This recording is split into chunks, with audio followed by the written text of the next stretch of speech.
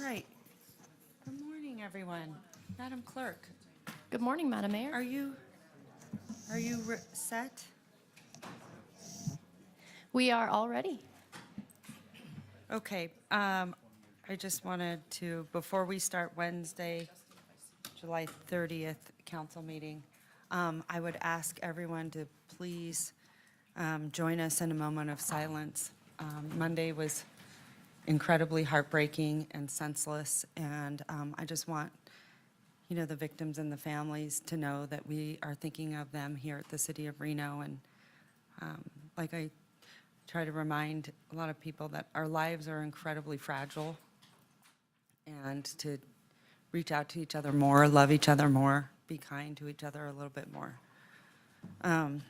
So please join us in a moment of silence.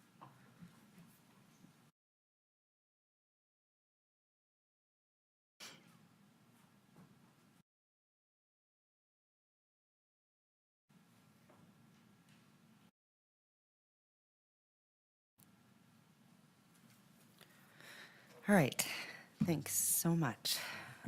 We are going to start off with the Pledge of Allegiance.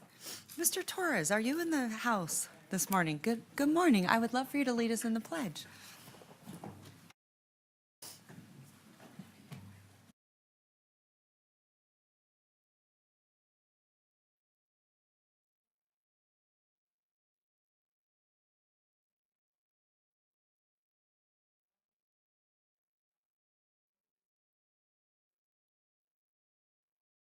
Nice job, nice job. All right, Madam Clerk, I'm going to send it to you for roll call. Thank you, Madam Mayor. Calling roll for Wednesday, July 30th. Vice Mayor Taylor. Here. Councilmember Doerr. Here. Councilmember Martinez. Councilmember Ebert. Absent at this time. Councilmember Reese. Councilmember Anderson. Here. Mayor Sheevy. Here. Mayor Sheevy, you do have a quorum of the Reno City Council. Okay, thank you so much. We are going to start with a very special proclamation for Mr. Torres. I believe Councilwoman Taylor is going to be reading the proclamation. I would love for you to come up here and tell us what you have been doing, because I think it's remarkable. I am hearing amazing things, but you are bringing a community together in times when we need it the most. And I think it's one of the best things you can do for your mental health and for arts and culture in a city. And we are here to honor you today and say thank you. Thank you, Mayor. Tell us a little bit, for those that don't know, what you've been doing. No worries. My name is Andres Torres. I'm a 20-year veteran of the United States Marine Corps. I and my entire family have put together an event called Dancing on the River. This is our second year, and what we did was, it started with an idea of bringing families together in a place that is normally not used. We started in the small West Street Plaza last year. We were able to bring almost 4,000 people together in a completely free event. This year, we're going to hit 10,000 people. That's incredible. And the whole premise started where I wanted to learn how to dance, but it was difficult because I'd have to get babysitters, the whole shebang. So instead of complaining, let's be the change in our community. So we hire dance instructors, DJs. We bring together the entire community to be able to come together with the language of dance. Oh my gosh, I love it. Thank I love it. I am hearing rave reviews, and I'm hearing the turnout has been phenomenal. Yes, ma'am. Thank you so much. You should run for office. You'd be great. One day. By the way, thank you for your service. Thank you. All right, Councilwoman Taylor. And Madam Mayor, just for the record, Councilmember Ebert is present online. It's truly an honor to be here to recognize you, Andres. I love the way that you've transformed Westbrook, and you brought families down and to see your mom and your family here. It's really fantastic. That space transformed with Dancing by the River, and it's because of you and your energy. And like you said, be the change. Be the change. So I'm super excited on behalf of the City of Reno to read this proclamation. Whereas the founder of High Sierra Entertainment, Andres Torres, created Dancing on the River, a free public cultural event designed to celebrate diversity, strengthen community ties, and provide accessible opportunities for dance, music, and cultural exchange in the heart of downtown Reno.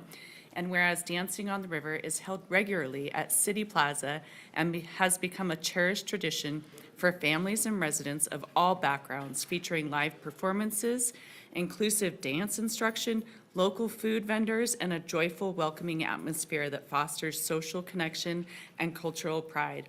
And whereas the event has contributed meaningfully to the revitalization of downtown Reno by supporting small businesses, spotlighting local talent, and creating shared public experiences that promotes a sense of belonging and civic identity. And whereas the success of Dancing on the River is a testament to Andres Torres' leadership, his vision for inclusive community building, and his dedication to enriching the cultural fabric of Reno for current and future generations. Now, therefore, I, Kathleen Taylor, on behalf of Mayor Shivi and the City of Reno, hereby declare July 30th as Andres Torres Day. Come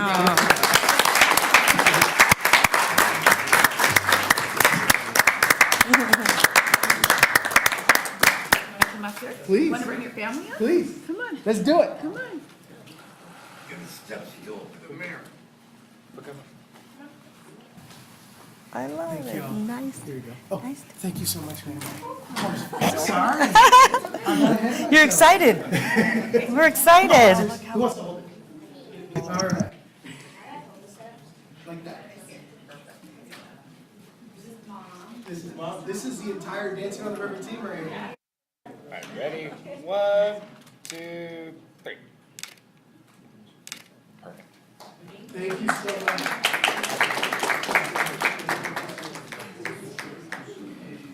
I'm in the reserves now.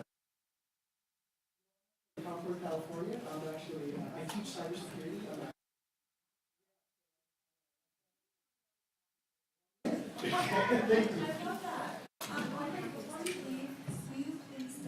The public, how they can participate in your events, when is the next event, where, all that good stuff. So anyone that wants to come out and join you can. Thank you, ma'am. The last Dancing on the River for this year is this Saturday, right across the street at City Plaza from 6 p.m. to 10 p.m.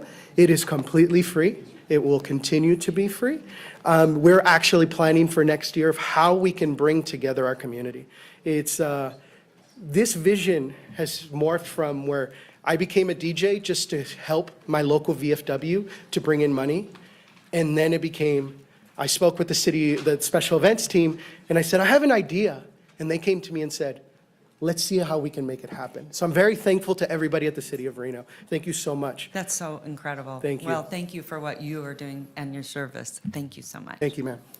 Thank you. All right, Madam Mayor, our first item today is opening public comment. Members of the public may hear, observe, and provide public comment virtually by registering through the following link, which can be found on reno.gov/meetings. https://LINKS:/Reno.gov/COUNCIL07-30. It should be noted for those in attendance that comments are to be addressed to the mayor and council as a whole. Comments heard under this item will be limited to 3 minutes per person and may pertain to matters both on and off the council's agenda. Council may not take action upon any matter not agendized on today's agenda. When you're called on for public comment, please state your name for the record and begin speaking. The timer will begin when you state your name, and you will be afforded 3 minutes. For those participating in chambers, in accordance with Council Rule 6.3.11, while in this room, please be respectful.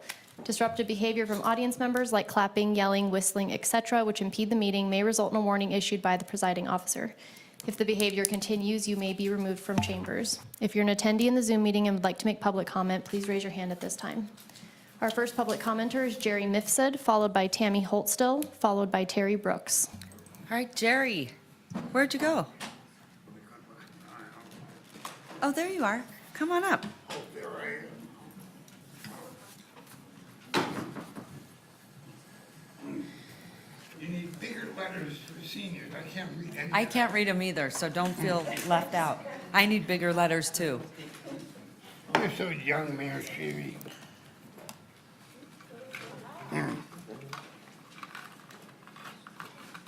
Can you, Mickey, I have something.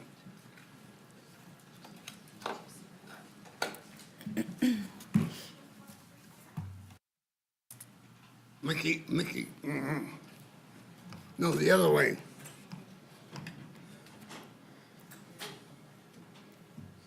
Mickey, the other way, Mickey. Oh, that's great. You can see my dandruff on my hat.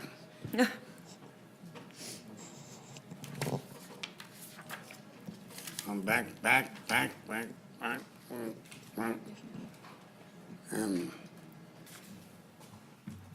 Never give? Really?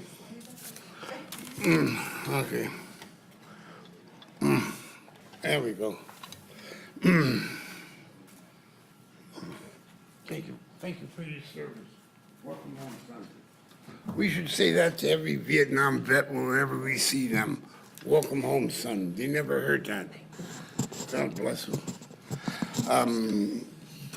I didn't say my name, and you already started the time. Come on, Mickey. Anyway, Jerry, the pizza man, Nipset. Today I'm going to talk about something that will shock you. I'm going to talk about how the pharmaceutical companies, the pharmacists, and the doctors are sedating the United States. I've had personal dealings with the pharmaceutical company, one called Amgen. You can look on your internet, Amgen and Robert Bradway.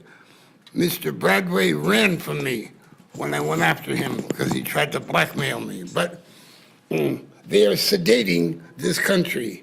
The pharmaceutical companies make these concoctions that doctors want.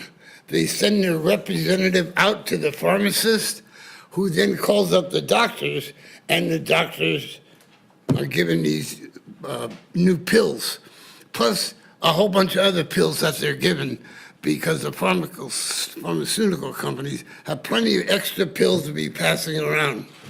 In the first days of the first time he was in the office of presidency, unfortunately, Amgen walked into the White House with 2 suitcases.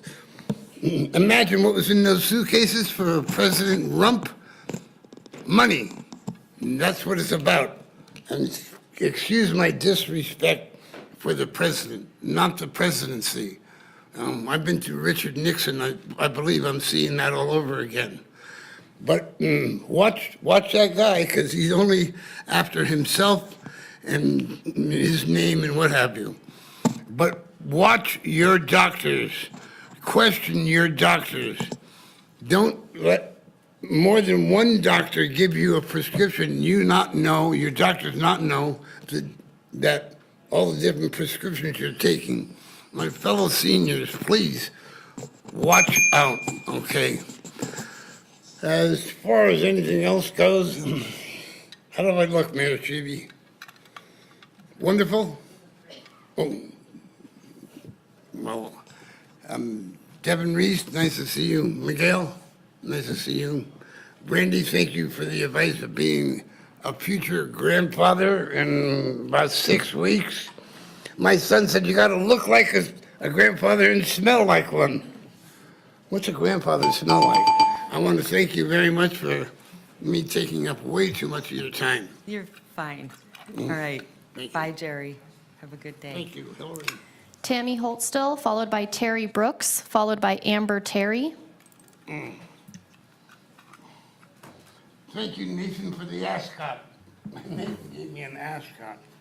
I didn't know where to put it. I know it doesn't go on my, but anyway.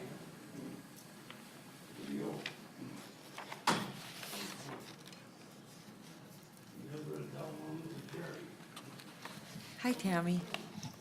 Go ahead. Tammy Holtz still for the record. I and Commissioner Herman and Megan Ebert were supposed to, or we did, but Megan Ebert couldn't because she was here, have a meeting with FEMA with Congressman Amodei. In that meeting, FEMA turned around and came back to the city of Reno and Washoe County. City of Reno staff decided to be compromised and use the word de minimis to FEMA and the amount of effluent that is being put into Swan Lake, as it was reported to FEMA. And FEMA reported it to Oh, FEMA. Are you showing us something? Okay, Right here it is. there. Okay. That We're is not what was seeing it over here. reported to Congressman Amodei from FEMA, de minimis. So, this year, Ebert was told that there is no such report showing the amount of water that rains for Stead Airport. There's no type of report. But there is a report for precipitation. Staff is compromised. Staff does not report properly to our elected officials, and I do not appreciate it. I also, when I talked to FEMA, I took the time to do my own report, and I also did my own minutes, which Congressman Amodei has, which you will be getting a copy of. This report tells you exactly the size of Swan Lake, which your staff could do using the mapping of Washoe County. So why don't you take the time, if you're going to lay people off, why don't you lay off the people that do not respect the staff, that do not take the time to respect the people that are elected to the board? Because I'll tell you what, I am very upset at the fact that Councilwoman Ebert gets lied to constantly, and I do not appreciate it. She is fighting for us. She is fighting properly, and I have seen and heard the disrespect that she has received, and I am not happy. I know the disrespect I have received from your staff, calling me a crazy lady, to council, to other people, to the lieutenant governor, and I don't appreciate it. I am very angry at you people. All right, thanks, Tammy.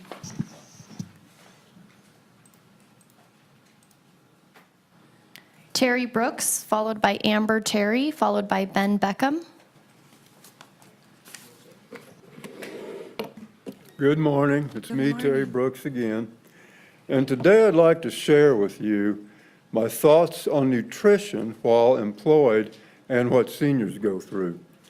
Seniors who have worked for decades have been used to eating 3 meals a day, not while at work for breakfast or dinner, but when they were at home that day. They might have taken their lunch to work to eat at lunchtime, or they might go out to eat or somewhere at lunchtime. For years, their 3 meals a day developed into a schedule that coincided with their working schedule.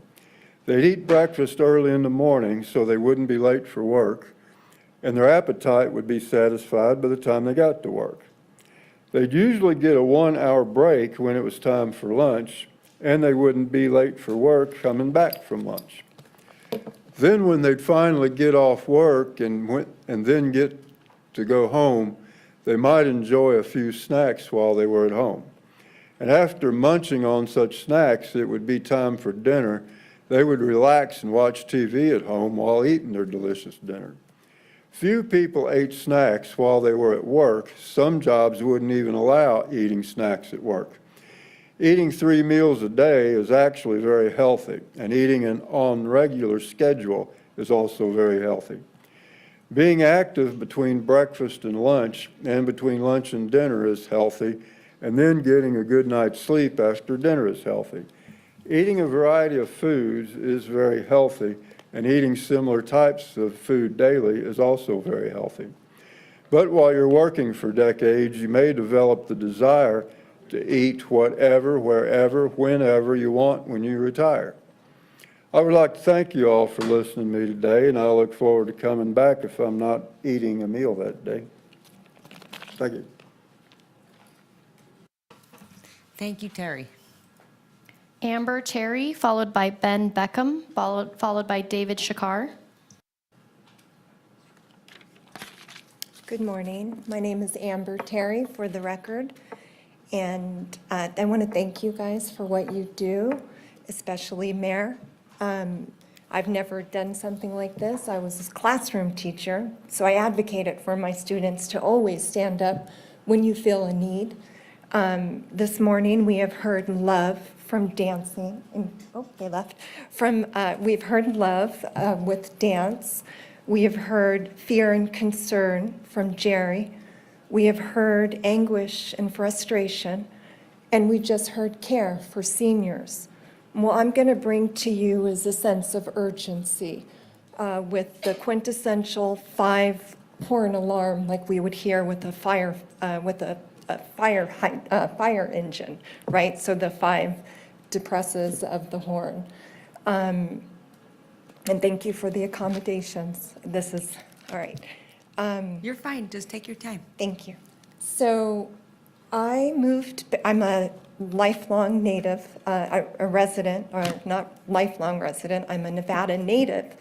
Went to school at UNLV, taught every grade you can imagine, from primary to middle school to high school. Came back July 9th to start on a book. I rented a triplex unit above a basement unit on 1120 Gordon Avenue in the Old Southwest. Unbeknownst to me, the unit below me had sat contaminated in a sump pump break for 5 days by the time I moved in with my 2 dogs. City code had been called. City closed and condemned the unit below me on the 8th. I moved in on the 9th, unbeknownst to the actual details. Within 4 days, a dog died, the landlord's dog. My 2 dogs became sick, showed kidney issues, dehydration, potassium breakdown, and lethargy, disorientation. I became sick. I called code enforcement. Code enforcement came out. So just to be clear, the sewage had only been sprayed over with a sealant. The sewage had not, the baseboards per FEMA or per any protocol for a restoration company had not been removed. Raw sewage sat. So what happened is raw sewage in a sealed basement unit, the vapors rose. My unsealed wood floors, my furnace vents. My dogs and I were being basically toxic bombed. The landlord said she didn't opt. When I researched, I had to get with the previous tenant under me. The tenant said they opted not to use full restoration. Code enforcement came out and closed the case. I'm asking you to review code enforcement policies with a Category 3 toxic environment, and the environment that I lived in, that had I stayed, my dogs probably would have gone into kidney failure and neurotoxic disease and died, not unlike a 3-year-old, 6-pound Yorkie that died in that residence within this time period. It took Paul Davis Restoration 14 days to come out and take up the floorboards and baseboards, which is not supposed to happen ever under any FEMA, any protocol, contractor code protocol, restoration protocol, none of that. So I'm begging, code enforcement closed the case twice on me. Please, the next people who live there could die. Amber, thank you so much. I really appreciate that. Can you do me a couple things?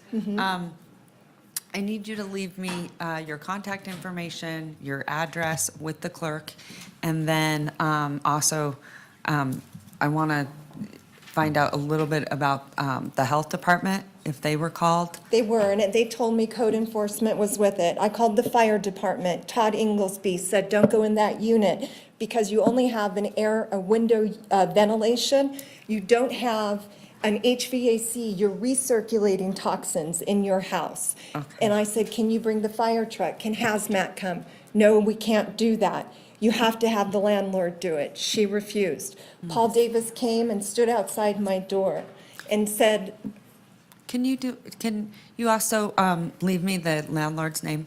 Okay. Thank you, Joyce Allen. Amber. Thank you very much. I'm so sorry. Thank you. Ben Beckham on behalf of the McQueen Night Riders Mountain Bike Club, David Shakar, followed by Stephen White.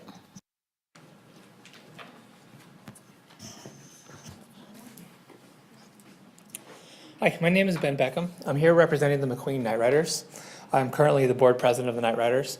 I really want to thank you for letting me talk and recognize the support that this body has given to our team. It's been very important. So I want to tell you just quickly who we are and why that means so much to us. So we are a mountain bike club. We're affiliated with McQueen High School. Sorry, can you see them? I'm just being shy. But actually, so we have students, though, starting last year, we now have 5th through 12th grade students. So we have all the way from 10 to 18-year-olds. So we currently have students from 5 elementaries, 2 middle schools, and 1 high school. In the past, say 5-6 years, we've seen this team grow from about 15 riders to currently this year, we're getting ready to have 70 riders, 35 coaches. So we've become a big organization. We're a lot of people, and we have a lot of people just really, students and families just really excited to be outside on bikes. And I would welcome anyone here to come and visit us. In fact, we'd love to have you on a Tuesday or Thursday. We are often at Sierra Vista Bike Park. And so I would also want to recognize the support this body has given to Sierra Vista Bike Park and what a huge boon that's been for our team and our growth as well. And not just as part of McQueen, but just as the community, how important that place is for us. But we're out there. We also do races. We do 5 races a year with all of Northern Nevada. So when I talk about this team, we're building a community, and as we're growing, but we're also connected to other teams in Northern Nevada as well as parts of California. And so like these 2 riders here, I know that they also now have friends all over that they go outside and ride bikes with. We're an inclusive team. We do a lot. We encourage all riders, all levels to come out, and we do. We get riders who have all levels of skill, from love to mountain bike and bike all the time to I've never ridden a bike, but I really want to see what this is like. And it's really awesome to see that and see them take on this new sport that I know that they can do for their whole life. I know that because we do it, and we do it as a family. And we get a lot of the families, they'll become coaches. They're like, well, I don't know how to ride a bike. We're like, you can try it. It's fine. We have lots of different levels. And so we have parents who will start to ride, and then they get hooked too. And so it really becomes a whole family thing, right? And so what we're really doing, our goal, and the reason we became a nonprofit and formed a board, is because our mission is really just to get kids outside, but also to build their personal resilience, their decision-making, just build them up as their self-efficacy as better people. And I feel like we're doing that with a pretty large group. Your donations have been really important for us, and some of the things we do to help us grow is we now have a fleet. This year we'll have 7 loaner bikes, because sometimes we have kids who come, their bike might not be race ready, so we're ready to loan out bikes to them. We also are able to pay for wilderness training, which is 16 hours for, I think we'll have almost 15 coaches with that this year, because we do get kind of far away from help, and sometimes accidents happen. We also have scholarships, so it's an expensive sport, and so we're able to support some riders in getting involved in it. Wow, great. This is fantastic. Are these your children? So this one's mine. This one belongs to Miss Lizzie Dalton. She's Rick. almost taller than you. She's going to get there She tells soon. me that all the time. What about you? I don't know where my mom. This is mom? Okay. All right. And you are a mountain bike rider? Yes, And it I've looks been like you're riding pretty bikes. serious because you're all suited up. Yeah, I've been riding bikes for about 8 years, and this team really got me into it, and I've loved every bit of it. Wow. Do you see why it's so important to get these kids access to the outdoors and to sports and just enjoying, sort of the camaraderie that you can find in a community? So we are so grateful for you, Ben. And what about you? Yeah, this is my 5th year on the team, I think. I'm really excited. That's fantastic. Well, we appreciate it. Why don't you tell us when and also where, how we can join you? I know Carl Hall is he's a big bike enthusiast, but then he did go to, you went to the motorbike kind, didn't you? The e-bike. I do both. Oh, he does both. So you need to make sure Carl comes out and joins you. When can we find you guys? Well, we practice pretty frequently at Sierra Vista, so if you want to come out for a ride, if you wanted to come to a race, I could get you some dates for the races. I don't have them off the top of my head. Okay. But those are fun events, and we have a tent, and we have food, because we have to host about 200 people just for our team at this point. And and there's lots of teams there, so that'd be really fun. Well, thank you so much for coming out. Councilman Reese. Thank you, Madam Mayor. Ben, thank you so much for being here, and Lizzie as well. I appreciate your advocacy. I first learned about the organization through Vice Mayor Taylor, who's made some considerable donations to you in the past, and certainly today I'm honored to be able to bring the donation forward and hope that my colleagues may ultimately join me. You're doing great work. I am a lifelong resident of Ward 5, and so it's my neighborhood. And I would have liked to have had these when I was trying to get up the hill to school every day at McQueen. Bike riding would have been great. Let me ask you this. The Sierra Vista Bike Park suffered a tragedy about almost a year and a half ago now. Yes, sir. When the structure there that was left from the prior golf course burnt down. And so now you all have kind of taken the laboring or to help fundraise in some ways to repair and replace the structure. How's that going? Our Parks Department is going to help you. Landon Miller is working very hard on it. I'm going to make some effort in that area too, but what can you say to our colleagues here on the dais about that? What I would say is that Sierra Vista is an integral part of what we do in the community, not just for our team, but for several teams. And I would also just say how much we appreciate this body being willing to help us replace that structure. I don't have firsthand knowledge. I know there are several people. My wife is currently the head coach of the McQueen Night Riders, and she's involved in working on that. Ms. Dalton over there, she's currently working on that. And we have, at this point, an architect who's willing to donate plans and time. We have a couple of donors who are putting some funds towards it, but we're really excited and really do appreciate the continued support. And we're kind of sad that we are going to have to go a season without any kind of a shade structure there. As you know, it's Reno, so mountain biking makes you hot. So we made full use of that shade structure when riders got too hot for administering first aid, holding meetings. But we are excited at the prospect of that being replaced with something even better in the future. Well, we'll be with you. So I appreciate your being here. Thank you so much. Thank you. David Shakar, followed by Stephen White, followed by Tricia Creedon. Good morning, Madam Mayor, honored council members, and our well-appreciated City of Reno Clerk, Mickey. My name is David Shakar. I'm an independent artist, and I'd like to bring your attention to an issue regarding the free speech areas when there's a special event. And by the way, the City of Reno is the shining star in the constellation of any city in America that does special events. Nobody does them better than Reno. One of the things about the special events is there has to be a free speech area, and written into the code, it cannot be unreasonably isolated. And it cannot be unreasonably isolated like this. I'm not sure how to show this on here. I'm going to try to make this a little bit bigger. This is at the recent Wing Fest. And if you see way down here, there's a stop sign. That's one football field away from the main action of the Wing Fest. It's unreasonably isolated.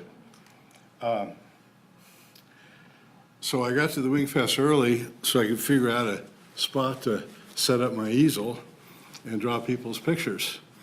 And while I was there, I ran across an official from the El Dorado. And I wanted to make sure that El Dorado would know that I have a right to be there, because I don't like the confrontations I have with ignorant event promoters that don't know that I have a First Amendment and 14th Amendment right to be there and draw on public property. So when I ran into the guy from El Dorado, he said, well, we're sponsoring the event, so it's a private event, and we have a right to relocate you. And I said, yeah, well, I got a right to locate my attorney and to sue your dumbass for violating my civil rights. And then he walked away.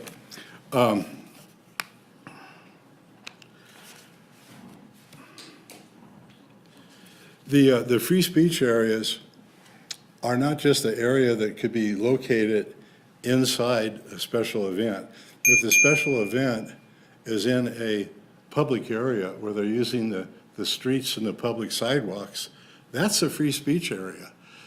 It's not mandatory, nor is it required for artists like me who have the right to exhibit and sell my own non-utilitarian, self-created artwork on the public forum without the benefit of a permit or a license.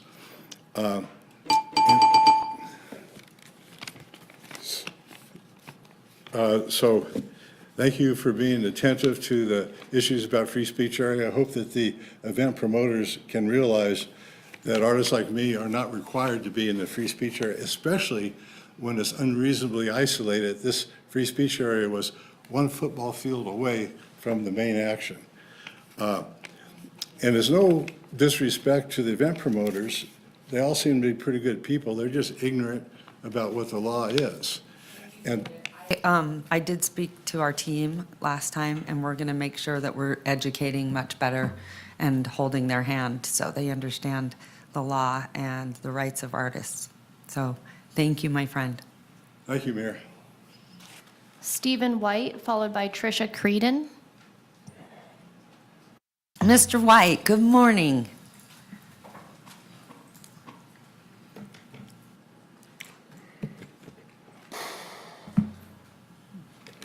I lost my little angel last night. I've lived with these little creatures for 54 years. I rescued them, given a happy life. They've been my family for all these years. I don't feel much like being here this morning, but I figured there's no better way to honor her life than to be here trying to bring some beauty to the world. So I gotta ask you, why, we're halfway through the summer already, why are there no artists in the public parks? Why is David the only artist out there on public property? It's mandated by state law. Artists are supposed to be part of the recreational experience at the public parks. You've had 20 years to get the message out. That's all it would take, is getting the message out.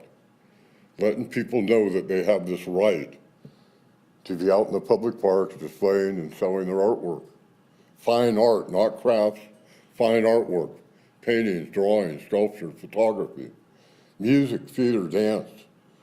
The greatest tools we have for building bridges of understanding between people in this melting pot we call America, this melting pot of humanity. We need it now more than ever. Our children need it now more than ever before in my lifetime. I've been fighting this battle for 29 years. I've given you a state bill that mandates this. I've won federal lawsuits over this. Seems to me like the city government's doing absolutely nothing to get the word out. Mayor, can you and I get together and have your staff arrange for some PSAs? Of course. Public service announcements? Of course. We need to be doing this. I've given you the message that you can hand out to people, and I don't understand why you won't do it. You know, I don't understand. After 20 years, there are no artists in the parks. And you know why there aren't? Because for more than 50 years, this city government violated artists' rights and threatened us with citations and fines and arrests. And now artists, I tell artists all the time, so does David, tell them that they can come down to the parks and display their artwork. And they're afraid to do it because this city government did such a good job of stifling the arts for over 40, 50 years. Pretty sad commentary. You all want to be an art capital in this country? You're buying $375,000 sculptures, plucking them down all over, and you won't spend one dime on creating venues in the park where artists can come and display their artwork, where you have rules set up next to those venues explaining what the rules are. I don't know what more to say. Thank you. I'm so sorry, Mr. White, for your loss. Tricia Creedon.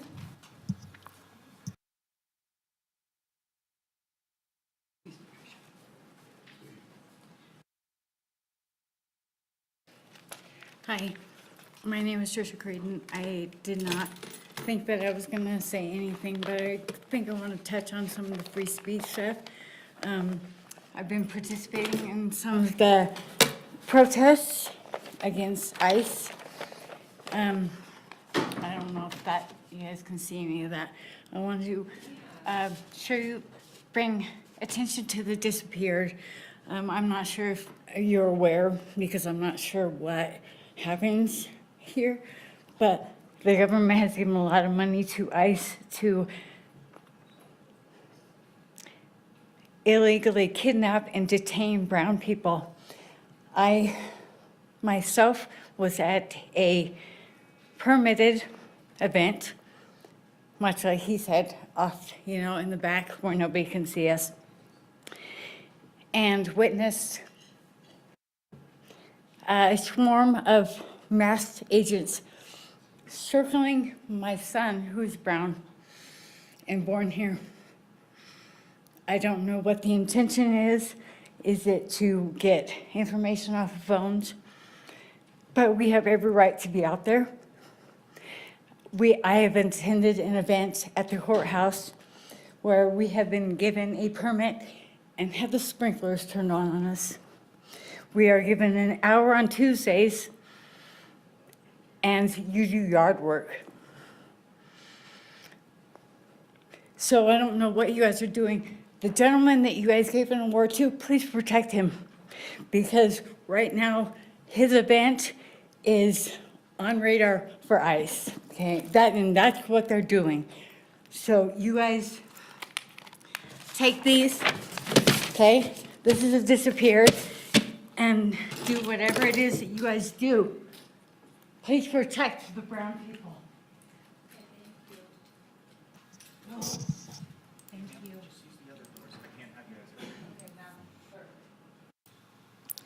Thank you, Madam Mayor. With that, we have no additional public comment. For the record, we did receive public comment that has been submitted to the Reno City Council and is available on reno.gov/meetings as 1 letter of support, 1 letter of opposition, and 3 letters of concerns. Those are not associated with any agenda topics today. With that, we have no additional public comment. We're moving on to item A4, approval of the agenda for July 30th. Before I do that, I'm going to hand it over to City Manager Jackie Bryant. Do you have any updates or housekeeping on your agenda? Yes, good morning. Thank you, Madam Mayor. The plan today is to hear the agenda in the posted order. We do have an attorney-client meeting during the lunch break today. After we finish the council meeting, we will open the Redevelopment Agency Board meeting, and then that's all. Okay, thank you so much for the updates. Move to approve. Second. All right, so I have a motion, I have a second. All those in favor say aye. Aye. All those opposed? Motion carries. All right. Madam Clerk. We're moving on to the consent agenda. All right, I'm going to ask council members if they have any items they want to pull off consent. I'm going to start with you, Councilwoman Dewar. Go ahead. Thanks. Just item B8, please. It's on the Sternberg. Councilman Reese. Nothing, Madam Mayor. Okay. Councilwoman Taylor. No. Councilman Martinez. Nothing for me, thank you. Nothing for me, Councilwoman? thanks. Nothing? Okay. Councilwoman Ebert, are you up there? Yeah, I'd like to pull item B12, please. Okay. All right, may I get a motion for all other items So pertaining moved. to this? Second. I have a motion, I have a second. All those in favor say aye. Aye. All those opposed? Motion carries unanimously. Okay, we're going to head on over to item B8, Councilwoman Dewar. B8, thank you. Yes, thank you. I just wanted to pull this item because in the length of time I've been here, the Sternberg lights have been discussed over and over and over again. And it seems that they're either fragile or they break or they're issues. They're expensive to replace, as I understand it. And I just wondered, on this agenda, we are about to spend more money to buy more Sternberg lights. And I just wondered if there was a plan to move to a different lighting source or style over time, or what are you thinking? Good morning, Madam Mayor, council members. Tim Hendricks, Streets Division Manager, Maintenance and Ops. So what we're asking for right now is for actually the replacement of the current ones that are out or that we lose. We lose anywhere from 1 to 5 a month, either due to accident or aging out. They were first implemented early 2000s, and over time, they tend to break off at the base in a big windstorm. We lost one on Sunday. Just as they flex, they wear out and go. So there has not been any discussion as far as going to a new light source on maintenance side. I believe that would be more of a council directive. We just maintain, and these are from Mayor Bob, thank him, or No, I appreciate the work that was done and the effort that went into selection of these lights initially. It's just that, as you said, we're now in over 20 years on this lighting style. And they seem to have had a series of problems. When I was with Arts and Culture, it came up a lot about the Sternberg and replacements and hanging, some kind of banners. There were all kind of issues. And I just wondered, normally I wouldn't bring this up, but I would love it if you guys would take a look at it and see what other options are available. These are just in downtown, right? correct. They're in the downtown core. And is it like 10 blocks of Sternberg lights or 20 or? It's within the BID area, so that whole entire area. We currently have about almost 300 of these Okay, out right now. all right. Oh, you have 300 out, huh? There's, Out? not out, I mean, Oh. in use. I'm all, what? Yes. I was like, I drove down, I didn't see it so dark. So, yeah, in use, there's about 300. If And- this is what you're recommending, I will support it, but I also think internally, you guys should take the opportunity, they're almost now 25 years old, maybe take the opportunity to see whether options are out there, whether you want to shift to a different one over time, maybe block by block, maybe work with the bid and talk about, is there a new style we'd like to put in or something that's more sturdy, so. Yeah, because Yeah, the LED, oh, I'm sorry. No, and we have changed these, they are LED. Yeah. They have been changed over time, so they are LED Okay, bulbs. good. And fixtures inside the current Sternbergs. Okay, that's good. Yeah. Is that a reasonable request, or is that, I mean, We can definitely look into it and then come back again to council at a later date and time. and- Okay. and City present manager, some Jack. Yeah, different thank you. I styles. think that's an excellent suggestion. They are extremely outdated. They've been around for quite some time. Assistant manager, attorney might have something to add, but I think it's a great idea for us to bring something back to council. About them. So that we can inform you as to what options are available, what the cost would be, what the cost would be to do a complete replacement. Yeah. And what additional maintenance costs would be associated. because with whenever you're these. buying something, you have to look at the life cycle cost, not just the first cost to buy, but the cost to maintain over its life. And some things are just more expensive to maintain than others. I know Ms. Sterney is not a fan. You're not a fan? Well, she likes a little more modern, updated. Ashley Turney, Assistant City Manager, for the record. Yes, many people have heard me lament about the antiquated Yeah. visual appeal of those lights. One thing to note for council is those are currently in your downtown streetscape Yeah. adopted plan. So if that's something that you would like us to bring forward, that would be something that I would recommend that the RDA body discuss during the capital improvement plan. Great idea. process. Great idea. Because that Great would be a great use of your CIP fund that will be coming forward for RDA funds, Yeah. is to look at light replacement. That's fantastic. So it's yes to what you are wanting, and that is definitely the place that you would want to bring that forward to us so we can start looking at what changing that downtown streetscape. And also in concert with the bid, right? I mean, And maybe- RTC, I We will would be think, happy to right? spend anyone's money who would like to Yeah. contribute to Well, that. that's a good segue. Curious to know, I would think that you could use RDA for those lights, is that correct? That's what I think she's saying. We Is that can what you're use saying? RDA to replace them. We cannot use RDA to maintain them. So that is something that we need to make sure we have a long-term, to your point, Councilmember Dewar, about cost of ownership and Got it. replacement as we go forward. That would be something we'd bring to the body to make sure that we're buying the most prudent opportunity for the future, so you don't have additional cost as you keep going. And I want to be clear to everyone listening or here, I'm not as concerned about the look and feel at this moment in time. This is not something I'm recommending in financial times that we're in, but it's more about, because of the financial times we're in, I want to make sure that we're making the right investments instead of replacing, something that we don't know if it works well or not. That's all I'm asking, is really what's the most efficient and effective, and if you want a different style in the outcome, that's fine too, but that's not my main concern. Thank you. Thank you. Manager Bryant? Yeah, Mr. Hendricks, I just want to validate something. It looks like the 135,000 is currently scheduled to come from the room tax and street fund. Correct. Because these are replacement, could we consider replacing these using RDA funds? Ms. Turney?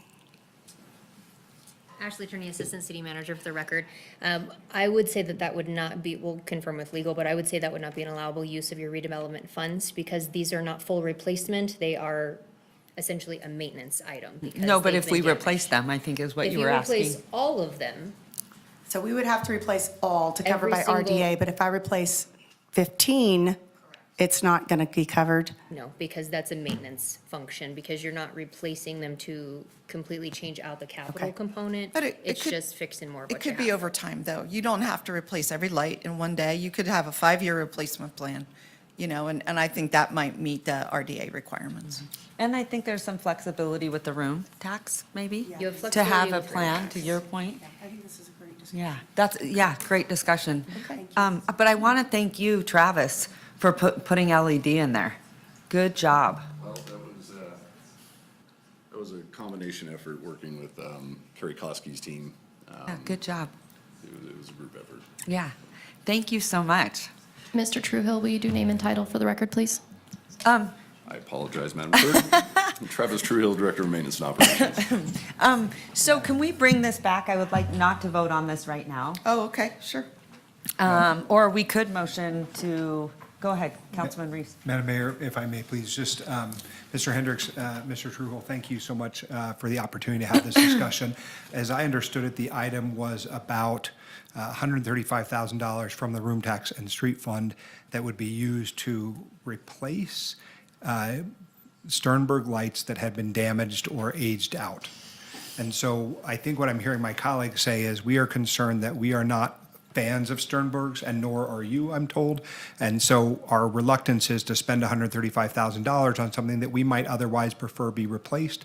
And so when I make a motion, the motion will be for a continuance of this item, hoping that we can get a bit more information about the alternatives rather than allocate money for something that we don't really want to spend to replace items that we ultimately may want to replace all of. As for my part, though, I think Ms. Turney gave a very good explanation for why they might not qualify for replacement even on one at a time items.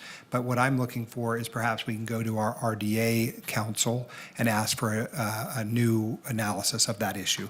My feeling is that we believe that we know the answer legally, and it may be based on older information, and I'd like to see if the council we've hired with the very specialized skill in redevelopment agencies might figure out whether or not which funds can be used. Because at the end of the day, I think all of us are likely to agree that we want it to come out of the right fund. So whether that's RDA, RTC, RSCVA, the county, whoever it is, hopefully it's not us, but we need some replacements. So that is, I think, what I'm hearing my colleagues say, is that we would like to move forward with that rather than allocate these $135,000 here. So I'm prepared to make a motion at the right time, having pulled If I this. could add something to Manager's Yeah. main stop, Division Manager, just so you're aware, so as these go out, and we remove them, then it's going to be, the city will be left with pockets of no lighting and also the bolts sticking up. So this isn't getting us necessarily like a stockpile. This is actually coming in and being put back in place of the one that was knocked out. So we're going to have areas where you're going to have a cone bolted to the sidewalk with no light, exposed wires, bolt patterns. So, Mr. Hendricks, am I correct in saying that the concern that you raise is that the $135,000 that you're seeking to allocate today, if we should vote in that way, is to literally go out and buy a Sternberg light from whoever the vendor is to put in place of one that is now inoperable or has fallen down? Correct. And to make sure that when we do have one taken out, for our average of 3 to 5 per month, That you have a that we have stockpile. it there to replace so that we don't have a hazard to our community with the exposed wires or bolt pattern, raised bolts sticking out of the sidewalk. That's. I'm going to defer to Madam Mayor and Madam Vice Mayor, who are responsible for this ward. I'm going to ask you, I think you raise a really good question, and here's maybe some of the challenge as well, is the timing on looking at new lighting and what the possibility of that is, Travis. Because that might be a while. I don't know. Can you kind of, like, that lag could be a problem. So can you sort of speak to that? Travis Truill, Director of Maintenance and Operations. That's my concern as well. If we defer this item, there is going to be analysis that needs to be completed. And Travis knows too well that I'll go, Travis, the lights are out. What's going on? Yes. Right? And- So I think I hear your apprehension. The concern is just, we have knockdowns like Mr. Hendricks talked about. We have not only the exposed infrastructure, but we also have a safety issue with. Yeah, we can't do unlit that. sidewalks and so on. When we purchase these poles, they're exclusively for replacement as needed. Okay. We don't buy in, for instance, in this case, we typically would not buy in the full amount, just have a Got it. stockpile Okay. on it. We buy what's needed. Okay. Then here's what I'm thinking, and then I'm going to ask Councilwoman Taylor to weigh in. Because you're going to need those lights because they're out now, and it could be a safety issue, and we certainly don't want that, obviously electrically and public safety-wise, could be a challenge. With that being said, ACM Turney, I think it still is a good item to bring back because of the room tax component for the RDA to look at what would be much more useful. So moving forward, we can save money in the long run because we know they're antiquated. So I understand what they're saying is probably the best plan is what I'm hearing. Councilwoman Taylor, go ahead. Thank you, Madam Mayor. Based on what I have heard from our team and the recommendation, I'm happy to make a motion to authorize the Director of Maintenance and Operations to purchase Sternberg decorative lighting in the amount not to exceed $135,000 and bring it back with a light study or something close to that for the RDA. Thank you. Second. All right, I have a motion, and, oh, wait, Councilwoman Anderson, go ahead. No, I was just gonna. Oh, okay. All right, your light's on, sorry. Miguel? Ready to No? vote. Okay, all right. All those in favor say aye. Aye. All those opposed? Aye. Motion carries. All right, thanks, you guys. Okay, moving forward. Item B12, pulled by Councilmember Ebert.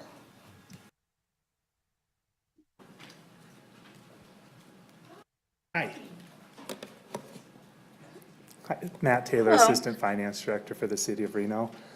This is not a regularly reoccurring item because we don't have a lot of SADs that are maturing, but this is an exciting time that this SAD has been paid for. And this is to close out the full remaining funds of the bond and return a portion to the property owners, as well as put some into the reserve fund and transfer the remaining portion to the general fund. Great. So, Ebert, can you hear me? Go ahead. was that to me? Yes, it's all you. Okay, great. So, in the staff report, there is a map, but it's kind of, it doesn't list the street names. Can you kind of give the general area street names that is included in this special assessment district? Yes, the main cross streets that are highlighted in yellow are Mount Anderson and Echo Avenue in the North Valleys. Great. And I noticed in the packet, it says that there needs to be something put into the Reno Gazette Journal 3 times. Is that something that happens after we make this resolution? I believe, yes, that AMG, our management company, does that. Okay, so we make the resolution today, it goes out 3 times, and then that notice in the RGJ, and then there's also a mailer that goes out to the property owners of these parcels. Is that correct? Correct, and then they will send the mailer back to confirm that the amount is due to them. Okay, and so this surplus amount, the property owner has to request the refund, is that correct? Correct. Okay, and does the property owner have to request the correct amount based off of the information provided to them? Or how do they know which amount to request? It's a positive confirmation, so the amounts will be listed on the mailer that goes out to the property owner. Okay, and if the property owner does not respond, What happens? They would forego those amounts. This happened a few years ago, and we extended the time period because I think there were 1 or 2 owners that responded a week late. Okay, and how many mailers are we going to be sending out on this one? I believe they get 1 for sure. I'm not sure if we follow up with the second. But how many parcels are included in this? They are listed in the staff report. I don't have them numbered in front of me. Okay. But All right. it's the page right before the map. Yeah, I just didn't know if we had like a total number, because it's like multiple addresses for the same parcel. Oh, wait, no, 42. So 42 parcels, yes. it looks like. Okay, all right. So is that a requirement that we don't have to just send them a check, that they have to request it? And if they don't, it goes into another account at the city of Reno? Yes, they have to confirm that they are the owners and that the amount is due to them. If they don't, then the amount remains with the city of Reno. Okay. And what account does it go to after that period has ended if it hasn't been refunded? The first $50,000 has to go to the debt surplus fund that we pulled money out of last year. And then the remaining portion is going to be put towards the general fund. Okay. And we have enough in this account to issue the refund that everyone is going to get a notice for? Yes, there's currently $169,000 in the fund. And we are refunding approximately $40,000 or $37,000 to the property owners. And then $50,000 will go into the surplus fund, and the remaining portion will go to the general fund and to pay any of the additional expenses.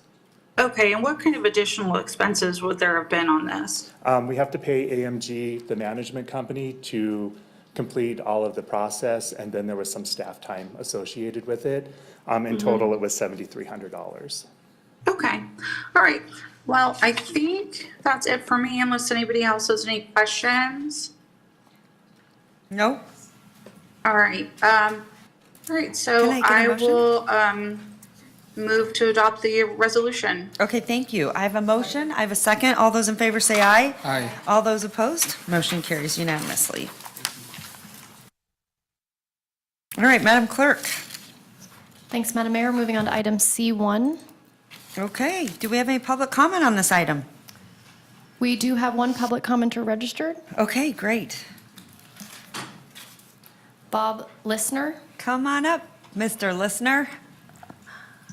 Great to see you. Good morning, Morning. Council, Mayor. By the way, I want to remind everyone, Bob is an esteemed member of the SAVE officer team, and he was awarded, you had the most, what was it? The most. Most hours. Most 1,000 hours. hours last year. Can you believe that? I was there. So anyway, I just, thank you, remarkable. That's a lot of handicap parking tickets. That's a lot. Great job. Go ahead. All right. I'm Bob Listener. I'm representing Lifestyle Homes. And I wanted to first of all thank the City Council and the Mayor for the personal time you put in helping this city. I know you don't get that many thanks, and you do get a fair amount of abuse. I wanted to say thank you. I'm here because we found out, 6, 8 months ago, that the communities we want to build in the North Valleys off of Red Rock Road will not be the fine communities we wanted to build because of cost. And a fine community to us is entry-level homes with a lot of shade and grass in the common areas, not so much in front yards. We can't afford to buy the water. It's frightfully expensive in the North Valleys. To build a 1-acre park, it's $250,000 worth of water. It's about 6 times the cost of what it is in Reno. So we've had this property for 30 years, and we have some other owners also. We had great plans for most of those 30 years to use effluent for great landscaping, common area. We found out that that's not going to be possible under the current plans for the Aquifer Storage and Recovery Project. And we've talked to various staff members about it, and it looks like that's not negotiable. But I'll tell you, we are dismayed that we're going to have a rock garden instead of what looks kind of like Colin Ranch's entry. Shade in particular, I know this is your hot button. It's really nice. I've been working out there in parking lots, and shade is wonderful. But common areas where we can have grass, kids can play, little neighborhood parks, we're not gonna be able to do that. We can't add that to the cost of the houses. So we're hoping there's some solution that staff can find that we get some effluent, Yeah. which is usually free or close to free, Yeah. as it is elsewhere. Am I doing fine? You're doing fine. Okay. I want to tell you that we've been building for 38 years in the North Valleys. We've built about 4,000 homes. Over time, we and others have bought land that someday progress will get there, and we're still waiting, but it's getting close. We have about 4,000 acres with handbooks for about 9,000 homes. We're going to be the customers of your new sewer, of the new sewer plant. But the disposal of effluent has to be resolved, and I guess the last thing I would say, staff, city and Tumwa staff are both working diligently on that, but they're finding out that state and federal governments were just here to help you tomorrow, not today. So I think it's been very frustrating for your staff to try and move this project forward with state and federal help. Thank you all. Well, thank you so much. We appreciate you. Madam Mayor? Yes. Just a brief comment, and I'm going to say something at the very end of the meeting, but I really do think it's in our purview, we're the policy setters, to determine whether all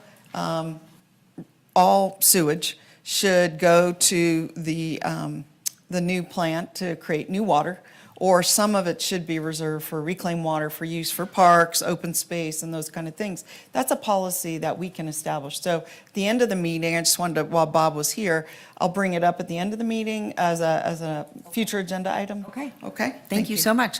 All right, I'm going to turn it over to you. To Trina and John. Take it away. I am very grateful to say good morning. Good morning. Yes, instead of good evening, right? For the record, John Flansburgh, Regional Infrastructure Administrator. Today, I just want to set the table here a little bit. We're not asking for any decisions. We just want to talk about what some of these challenges and opportunities that we have in our various areas, and really talk about sewer. We're going to spend a little bit of time talking about our collection system. We're going to talk about the treatment a little bit, but we're going to spend most of our time when we refer to the water out piece. I do want to give a shout out to Councilmember Anderson for coming out to Tum Wharf this past Monday. We had a great tour, and I was glad to know that she can nerd out as much as we can. Good, I love So, that. I love that. Who knew? Who knew you liked the plant? It's great. Okay, I love it. So we have a little map up here, and we're gonna zoom in on the presentation a little bit more and talk about it. But this map is one that shows kind of our plants, our interceptors, our lift stations, and like I said, we'll zoom in a little bit more on that. It's just a display. I know that each of you one was made for each of you, so you'd have it, and I even put one up in your break room in case you haven't seen that yet this morning. Thank you. And just to get started, we want to really be big picture, but I want to zoom in for a moment. So I'm going to just talk about this picture for a minute. And what do we see? We see a manhole. So just a little fun fact, some of the tech companies were kind of highlighted several years ago because they were asking a question, because they want to have problem solvers. Why are manholes round? So why did they choose round? Well, it's so they don't fall in. It's the same diameter all the way around. They can't fall in. They have a lip, so they can't actually get the manhole going down. That would be bad. You wouldn't want your manholes to fall in.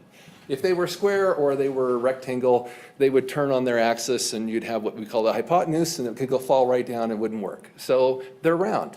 Another fun fact, a manhole cover weighs about 110 pounds. They're not easy to get around. And so being round, they are quite easy to actually roll to put into where you want them to go. And you don't have to worry about lining them up, because however you set it in there, they'll kind of find their way in and settle into the rim. So just kind of sharing a little few fun facts about that. Now, if you're like me and you happen to be going down the road and you see where there's a stripe and all of a sudden there's a manhole and the stripe is skewed, that's where I don't like the manholes not being in the same place, because I like my lines all straight. But if you see that, that happens sometimes. The other thing you'll notice on this manhole is it actually has the city seal. So many years ago, the manholes, when these are ordered for developers, when they're putting in new sewers, they actually have this seal because these manholes are precast. And so D&L Foundry, right there on the lower right of your D&L Foundry USA is on the list. You'll also notice that there's a little SS up there because this is sanitary sewer. If it was an SD, it would be storm drain. So just little things you can learn and understand from just the manhole. Now, the manholes are 24 inches in diameter. Why is that important? Well, we refer to this as the manhole, but really this is the manhole cover. The manhole is actually what goes down into the infrastructure down below. And so if you think about that, when we measure things like our waist size, when I measure my waist size, it comes out about 34 inches, maybe 35, 36 after Thanksgiving. On the manholes, if you look at the circumference of a 24-inch manhole, it's actually about 75 inches. So it gives you plenty of room generally to be able to get down into the manhole and to do what you want to do. So just some fun facts I wanted to get to. So I'm going to zoom way in just for a moment so we can now zoom out. Our utility overview today is just going to talk a little bit about the sewer utility, what it is, where it is, what it does, and then some of these challenges. So we're going to talk about some of these different sewer sheds and the infrastructure that we have. You know, all this stuff is underground. So when we talk about, you know, the manhole, and why is the manhole the picture we had in the beginning, was because that's kind of the symbol we have when you're out in public of what you see when you think of sewer. You see a manhole. We're going to talk about the sewer treatment, like I mentioned, and effluent disposal, and we're going to go through some of these upcoming projects. So it is one water. We've talked about that in a lot of ways. Whether it's storm water that's coming down and whether that causes floods or what we experienced Sunday night, or it's coming down the river and it goes into our domestic water source from Tumwa, or it's after it goes to the homes and businesses, it's coming out and going to our wastewater treatment plants. And then from the wastewater treatment plants, as Bob was mentioning, in a lot of places we have effluent recycled water and we take it there. It really depends, and one thing I want you to think about water is I want you to think about where the water comes from. So in our treatment plants, it's very important where the water is coming from. The majority of our water comes from the Truckee River. That's the source water. So when we talk about source water, the Truckee River is the source water primarily. If it's not coming from the Truckee River, it's coming from a well. And so that's groundwater, because we're pumping it from a well out of the ground for our use. And we need to do that because in the summertime, when we have the highest peak demands, because we have all of the irrigation that's going on that is using our potable water sources, and we have the home use, and we have our slip and slides out for our grandchildren, we need to have that extra water resource there. So the big draw in the summertime, or when the river is below where we can actually take the water out for our source. So why do we have a sewer utility? The number one reason we have a sewer utility is for public health. So, fun fact, early Reno. Think about early Reno, and we had the train that came in, and we had the river, and we started developing between the river and the train tracks where they currently are today, and around in that general area. We had the university up on the hill. A lot of those early developments, our sewer lines went where? Directly to the river. Not great. Not great. You know, the nature is a wonderful thing, and it does great things for us. But as we grew and it became having more and more sewage that was just going to be pumped directly to the river, or going into septic receiving, or however that was being handled at the time, wasn't good. So, public health, number one reason. We also, and we have a sewer utilities, we need to make sure we're planning for our growth in the future. So that's one of the things that I concentrate on, is I want to make sure that we have these resources, not just for now, but for the future, and not just for future population, but for our existing population. So our sewer service in the city of Reno, we have 275 residents. If you were to take the sewage that's generated by our residents, and you took a football field, and I use a football field because it's something we can kind of visualize, and you went to the back of end zone, to the other back of end zone, and I use back of end zone, so not 100 yards, but 120 yards, and you went to the goalpost, and you went to the bottom of the goalpost, which is 10 feet off the ground, and you filled that completely full, you would have the equivalent of 5.8 football fields full of sewage every single day. That's the kind of volumes we're talking about that are being treated. We have 863 miles of sewer lines. That's enough, that same distance as if you were to drive from Reno to Las Vegas and then drive back. That's how many lines of sewer we have. And we talked about those manholes, 23,345 manholes. Those manholes aren't just the surface thing. That leads to a cone, leads to some stairs. It goes down to a distance that could be maybe 6 feet on the shallow end, maybe 20, 25, 30 feet on the very, very deep ones that we have. And then our pipe network, we send the sewage to either Tum Wharf or Riz Wharf.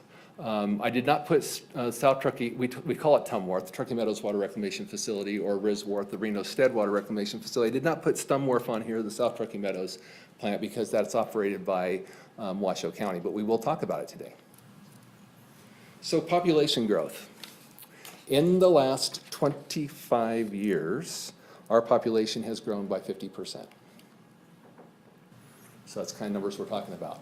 And when I look at planning and long-term infrastructure planning, I'm looking at 20 years. So that's the kind, this is what we've experienced. This is what we we have today. Over 80,000 accounts between residential and commercial sewer accounts. So the map, the display we have up here, this one's kind of a zoomed in model. The Truckee Meadows Water Reclamation Facility on the very east end of the valley, so Truckee River, it serves a portion of every single ward. So 80% of the sewage treated for the whole region, not just the city of Reno, but 80% of the entire region happens at Tum Wharf. And so, again, our source water, remember, comes from the Truckee River primarily. At Tum Wharf, we treat the water and we're required to put it back, and we'll talk about that more. In North Valleys, we have actually 3 treatment plants, but the city of Reno owns the Reno Stead plant. It serves about 5% of the total sewage created in the entire region. Remember, Tum Wharf was about 80%, Reno Stead is about 5%. The Lemon Valley plant serves a little less than 1%, and it has much fewer customers, and it's located right there adjacent to Swan Lake. Up in Cold Springs, the Cold Springs Water Reclamation Facility treats about 2%, a little less than 2% of our total sewage that we have coming in.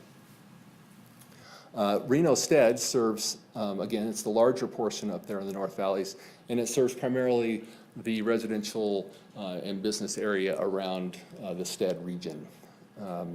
Everything from about Lemon Valley Drive to the south comes to Truckee Meadows Water Reclamation Facility. So just, we aren't serving those businesses or residents, so it's the ones that are more internal. In South Truckee Meadows, just the very north end of South Truckee Meadows, or in Ward 6, I'm sorry, of the Ward 6 is going to Truckee Meadows Water Reclamation Facility. The bulk of South Truckee Meadows, or the Ward 6 residents go to the South Truckee Meadows plant. South Truckee Meadows serves about 12% of the overall sewage created in our region. So just give you an idea. So 80% at Tum Wharf, about 12% here, and then the remaining up in North Valleys. Our City of Reno sewer collection system, this is just to show you, this is where all of the Reno pipes are, if you will. And it's just zoomed out so you can see how it affects in all those areas and where those pipes are.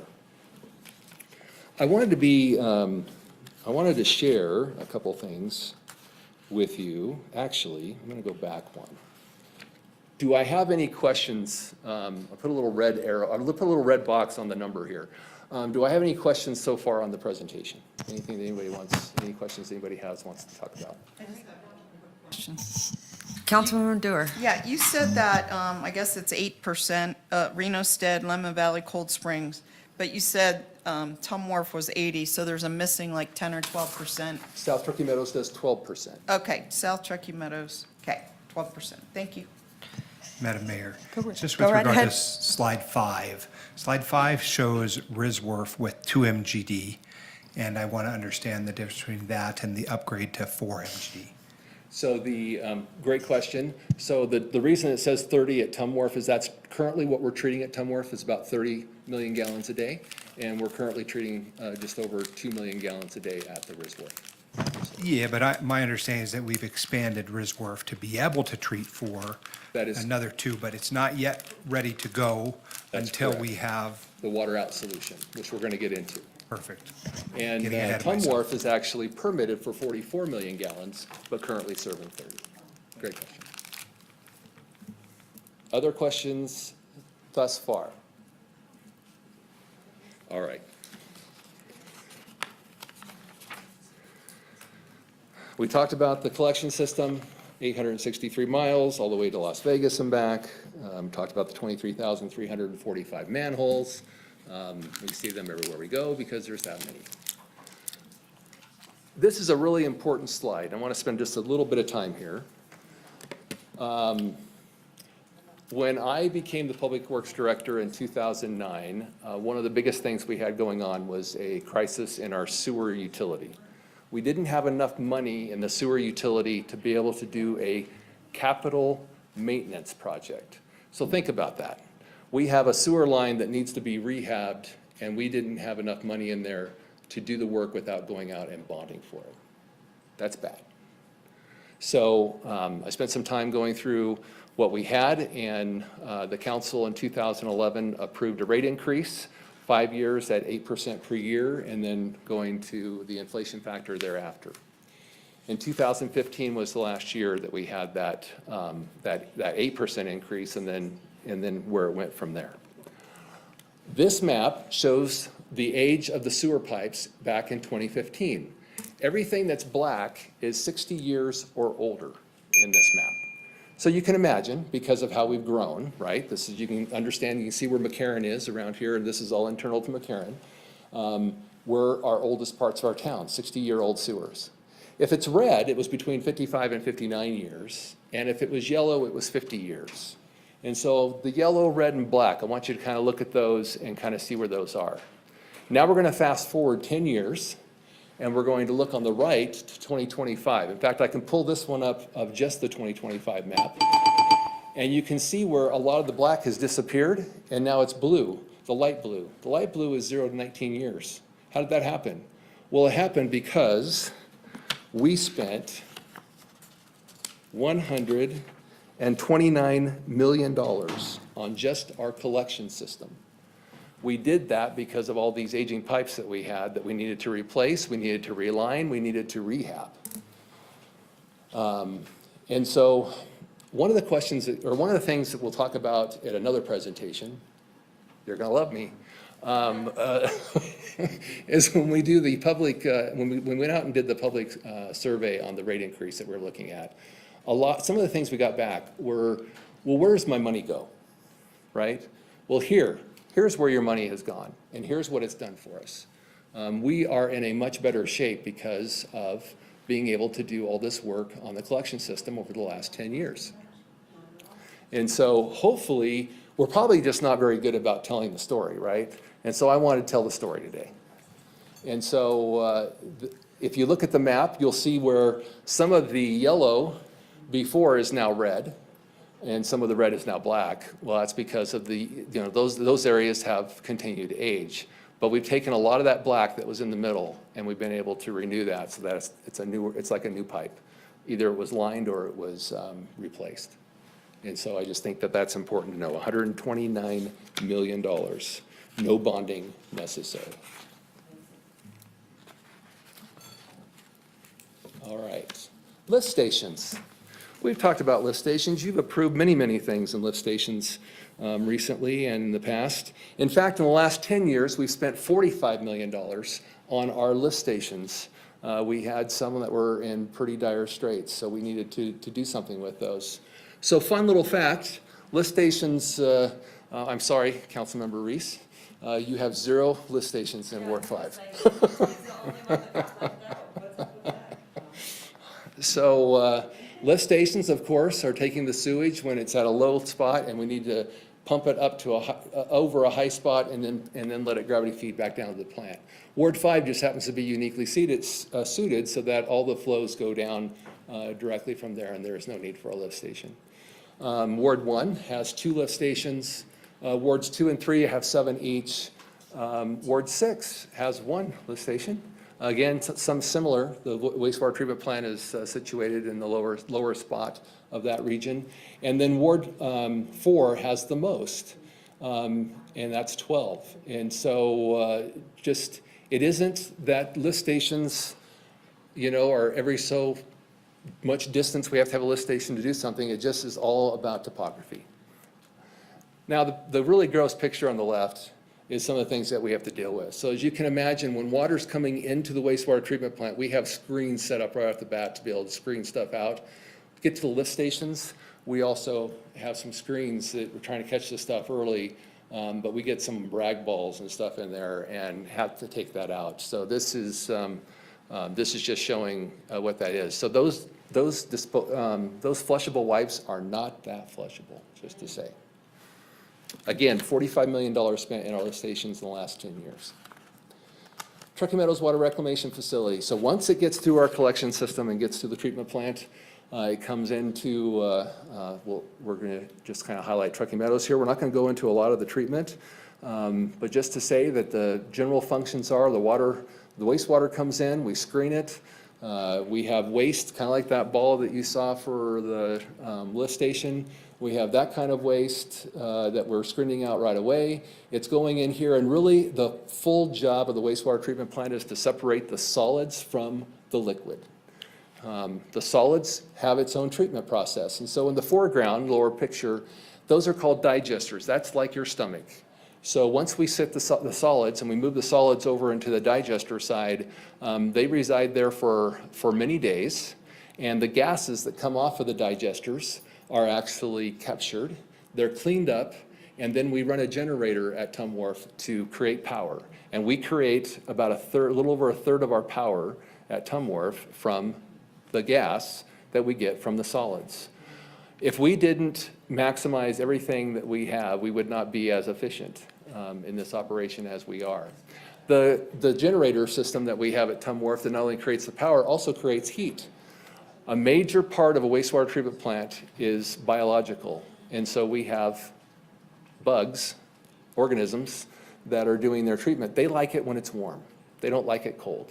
And so that excess heat that we create actually goes in to help in those processes to keep them happy and keep the process flowing. In this picture, as you look to the right, you see those circles. That's where the waste is going in, and then where it's brown. That is where the solids are settling out. The picture that has the foamy water is because we have a bunch of air that's being pumped in there because those bugs and what they do to remove nitrogen or phosphorus are busy in that process, in that location. And then it looks like dark water, but in the circular tanks on the far side, that is where the cleanest water, now that it's been processed to that point, is. In the majority of all wastewater treatment plants, that is where it stops. That is it. Then they release the water and they're done. Not here. Why do we have the #1 most stringent permit for nitrogen in the nation? We have that because, again, remember our source water. We get the Truckee River water. It's wonderful. We always kid Tumwa about your superpower is taking Truckee River water and deliver it to all the homes so they can drink it. Our superpower is we have to take all of the stuff that everybody gives us from that water that you've sent them, and we have to treat it to a standard so high that we can return it back to the Truckee River. So all the stuff in the background, all those big round tanks in the back, a lot of those processes are all for this nutrient removal. So you think about it, the Truckee River flows through Reno and Sparks, goes out to Pyramid. Pyramid is a terminus lake. Terminus lake means it has no outlet. What happens at Pyramid is Any of the nutrients or salts that we discharge into Steamboat Creek that goes to the Truckee River, they have nowhere to go. So in Pyramid Lake, the only way water gets out is through evaporation. So when that water evaporates, any of those nutrients or salts that are left in the water are going to stay in there. And that means that over time, the salinity in Pyramid Lake is going to increase. That is why we have such a stringent permit that we have to meet for our water treatment. Now, we've talked a little bit about water treatment and talked about the permit. At Tom Wharf and wastewater treatment plants in general, that process is generally similar except for the exceptions I talked about. Mechanical, biological, and chemical. Those are what we do to be able to meet whatever permit standards you have. It's just that we have such a high permit standard, we have more processes that we have to go to. So now I'm going to talk about the things that are different. So far, we've talked about the collection system, how it gets to the wastewater treatment plant, and generally in treatment plants in general, how they're treating things. And those are generally similar. The treatment that you take at the plant and the discharge requirements or permit requirements that you have going out, that's what's different. And then it's what you do with the water in our region that is very, very different. So on the upper left is where most of our water goes. We discharge it from the plant, it goes out into Steamboat Creek, and then it flows into the Truckee River. Monday morning when we were Councilmember Anderson and we were out there, you could see Steamboat Creek above the discharge, and it was brown water. We're discharging very, very clear water in there. We definitely improve the water quality in Steamboat Creek once we go in there. But what else can we do with the water? So we have UNR farms, and so we set up many, many, many years ago in the 90s, we extended water lines out there, and UNR Farms was using the Pioneer Ditch, which was a ditch not unlike Steamboat or Last Chance or those that you may have heard of in our region, but they had the Pioneer Ditch, and they were taking water from the Pioneer Ditch, and they were irrigating their UNR farms. We swapped that out with the effluent, and so they've been using our effluent since that time. That's good because any effluent that we aren't, so if we don't have to put the water back to the river, we have a place to take it, and then those nutrients that are part of that effluent aren't going back to the river. Truckee River Operating Agreement changed some things for us. We had an understanding that we had so much groundwater rights and so much that we could utilize for that replacement aspect. The Truckee River Operating Agreement and the way the Federal Water Master handles that agreement is that whatever flows to our plant on a Tuesday, and that came from surface water, again, the Truckee River surface water, has to go back on Wednesday, basically. That's kind of the balance they have. So it has to be available to the downstream users. So we are not only do we have to treat such high standards, but we also have to, we are mandated to replace it, unless we have other water rights that we can replace those with in the river. So we do use effluent. We use it at UNR Farms, Maryland Park. We don't expand much more in our effluent system in general down here because of those other stringent requirements, unless we have makeup water. And if you have makeup water, that's water. So you'd have to pay for water rights to have the water rights to be able to replace it. So that's why we don't do a lot more of this down in our region here because of the way that changed. One exception is the Tahoe Reno Industrial Center. And so what I want to talk about a little bit is just why this project was so good for us. The Tahoe Reno Industrial Center, they spent all of the money to build the project. So they built the pump station at the treatment plant. They built the pipelines out. They had to build a lift station even partway out there. And then they take the water to the industrial complex. Why was that good? It was good because they actually provided replacement water. The state also provided some replacement water rights as well, and Tumwa manages that to ensure that we have the replacement water rights that are needed. We also have the ability to kind of time when we send water out to the Tri-Center. When we're pulling more groundwater out in the midsummer to into the fall, because our surface water in the Truckee River is going down and we have less water to draw from, we can send more water, because we don't have to replace that groundwater right, we can send more water out to the Tri-Center. And so it's good for us because that lowers our overall amount of nutrients that we're putting back in the river that meets our permit. It's like getting a mini Tum Wharf plant upgrade for capacity because we have that ability to send that water out to the Tri-Center. We didn't have to pay for it. The Tri-Center does pay us a small fee for the water we send out to them, and that's to help for us for future replacement of anything in the pump station, pays for the electricity that we're using to send the water out. And so they've got their own way of covering our costs for now and in the future for sending that water out to them. Any questions on Tum Wharf and water out? Yes. Yeah. Do you know, John, I just can't remember, at a one time we talked about putting a pipe from UNR Farms underneath McCarran over to the flood project where we're talking today, later today, they're having a discussion on recreation opportunities at the Mill and McCarran project. And one of the questions that's come up is, can they have access to reclaimed water? And I know we had discussed it a long time ago. I don't think it happened, but what did happen?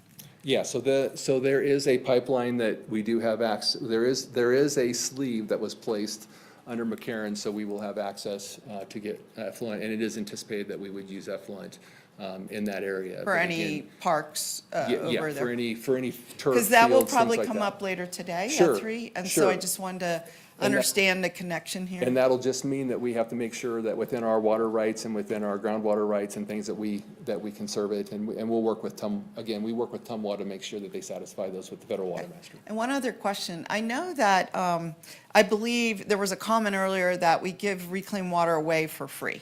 But can you characterize that? I mean, is that the infrastructure we build for free? Like, for example, in South Reno, quite a few developments use reclaimed water. Did they have to pay to put in that infrastructure? Did we? How does it work? We're gonna get there.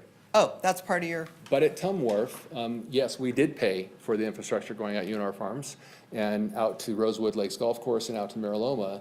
Rosewood Lakes Golf Course isn't in service anymore, but we did. We extended that out with sewer fund money, and we have done that, and we have not charged those users per our overall agreement with them. we do because not, or we do? We do not charge Okay. them for the effluent, because we were looking for users at that time. We needed them. pre-Tro. We needed them to be able to have places You for the know, water this to is go. something that's been developing for the last 25, well, probably 40 years, which is effluent was something we had to get rid of. Your point earlier, we threw it in the river. And over time, it's becoming more valuable. We knew this. We were required to put it back in the river to a point, yes. Yes. And I mean, this is all over the country. They had a problem of discharge, and they had an opportunity to replace potable water for things like grass irrigation, tree irrigation with reclaimed water. And we were happy to do it. And so throughout the country, a lot of places, we gave it away for free. And we always knew at some point it will become in demand. And we just heard earlier a speaker talking about it being in demand. And what I've heard is that in the North Valleys, we charge a different amount for reclaimed water than we do. And could you just, Well, we're gonna cover that. cover that? Okay, thank Yeah. you. Thank So you. we're in the water out piece, and we're talk about Tum Wharf, and then we're gonna talk about the other locations Okay. as well. But to a good point, you gotta think about this. The effluent water and being able to utilize that as opposed to potable water for our parks and other big users, that takes demand off of the overall drinking water system. And so it's actually, you get a double benefit, if you would, from that. All right, South Turkey Meadows. South Turkey Meadows, and I love this picture because in the background, you can see the Huffaker Reservoir. And so the South Truckee Meadows plant is different in that their source water was either coming from the South Truckee Meadows area or it came from the Truckee River. If it came from the Truckee River, the developer needed to overbuy the water. And the reason they needed to overbuy the water is they needed to buy the return component that was going to go back to the river. They needed to buy that so that those water rights stay and are dedicated to in-stream flows in the river. But that also means is we do not want any South Truckee Meadows water going back into Steamboat Creek that will then get to Truckee River. We need them to keep that entirely separate. So fortunately, we have the Huffaker Reservoir. And the Huffaker Reservoir is able to store that water. This is, when we talk about a wintertime water storage, this is what Huffaker Reservoir does. And so you think about all during the winter, that reservoir is filling up, filling up, filling up. You get to irrigation season in the spring, and they start using that, and they're going to use it from what they're directly making at the treatment plant for the effluent. And then in the high demand season, that reservoir is going to go down in the summer and down, down, down, and then it's going to repeat, and it's going to keep doing that. And as the South Truckee Meadows has grown, and it has grown a lot in the last 20 years, they've needed more and more places to take the water. And so that is the reason why water is different in the South. So when Bob Listener comes and talks to us about effluent use and why things are so green in certain areas, they're going to be really green in South Truckee Meadows because they need to use all of this effluent and they need to find places for it to go. So much so that Washoe County recently built a pipeline to Hidden Valley so that they could utilize their water for the Hidden Valley Golf Course.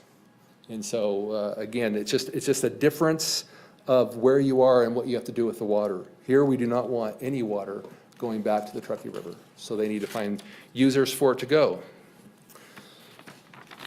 So they do, and so that's why you have many, many median strips that are very green. You have the parks down there that are green, the golf courses, and this is where we've had some discussions at the council, right?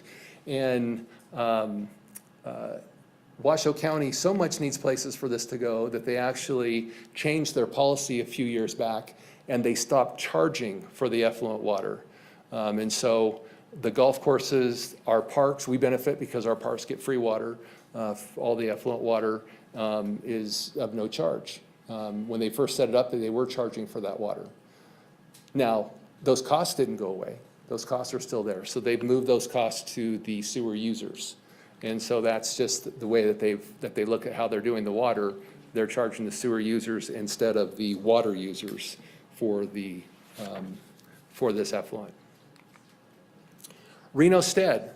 Reno Stead is in a closed basin. So when we set up Reno Stead, we would treat the water and we sent the water to Swan Lake.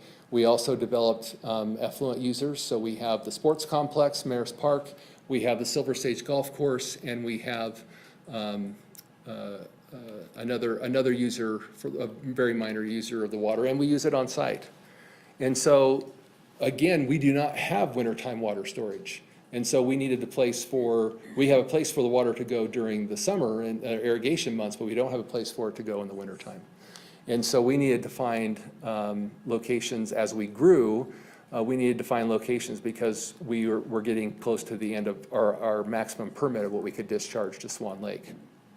So we have a purple pipe system, just like Washoe County has in South Truckee Meadows, and we go and serve these locations. We do charge for this water because in our rate structure, we wanted to make sure that we had the ability to, as an agreement between Washoe County and the city, we wanted to make sure that we had the money to pay back the replacement value of our pipes and our pumps. So unlike the Tri-Center pipeline that goes out to the Truckee Reno Industrial Complex, where they paid for all the infrastructure up front, it was a combined effort where Reno and Washoe County paid for the infrastructure up front. We are responsible to maintain and replace, and so that's why we have a rate that we charge, so that we can make sure we can recover that rate that we need to pay for the replacement of this pipe for the reclaimed water. And so I think that might answer your question as it relates to the water out piece there. Why I'm on this slide, any questions on Riz Wharf and water out? I'm sorry. Madam Mayor? Yeah. Hello? Okay, I'll go and then you can, Megan. Just a question on this charge for reclaimed water. I know that you are working with the Western Regional Water Commission over looking at all of the sewer and looking at possibly regionalizing it. And that might be good where we wouldn't have these disparate customers. Some get it free, some have to pay.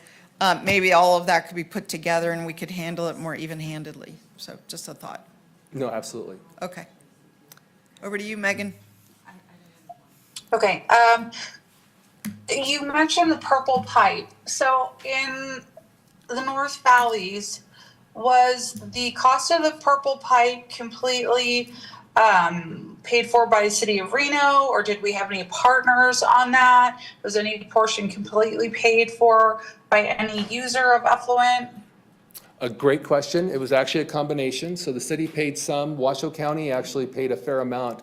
Washoe County's largest benefit was they were using water rights for the Sierra Sage golf course that they had. Those water rights were were worth a lot of money. And so it was in their best interest to help pay for this project to extend the line out to the golf course so that they could then take those water rights and sell them. And part of the sale of the water rights that Washoe County did actually helped to build the North Valley Sports Complex. So great historical question. Appreciate the opportunity to answer. Okay, so did Washoe County pay for the purple pipe, or did the Sierra Sage Golf Course, or a combination?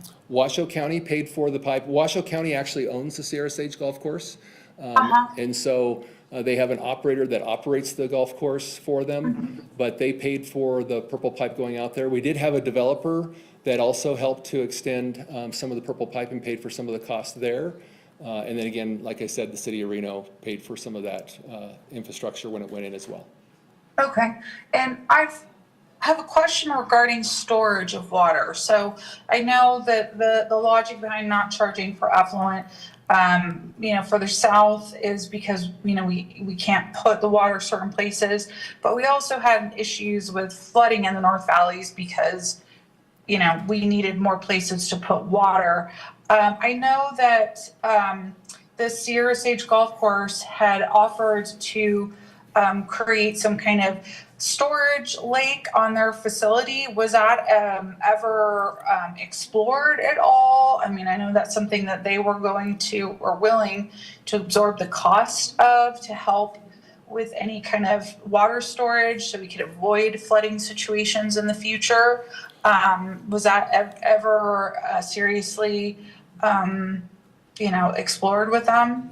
I do remember that conversation. We have not had follow-up conversations in there, but it's worth exploring and understanding. Again, it's 2 million gallons a day during the winter is going out, so it's a pretty good size storage, but I will follow up and report back to council probably through a memo, but I will contact the golf course in Washoe County to see what kind of opportunities are out there for that.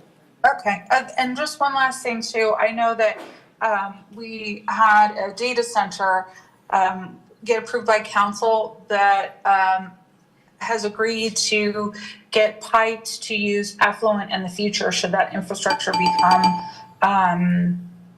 available for them to use.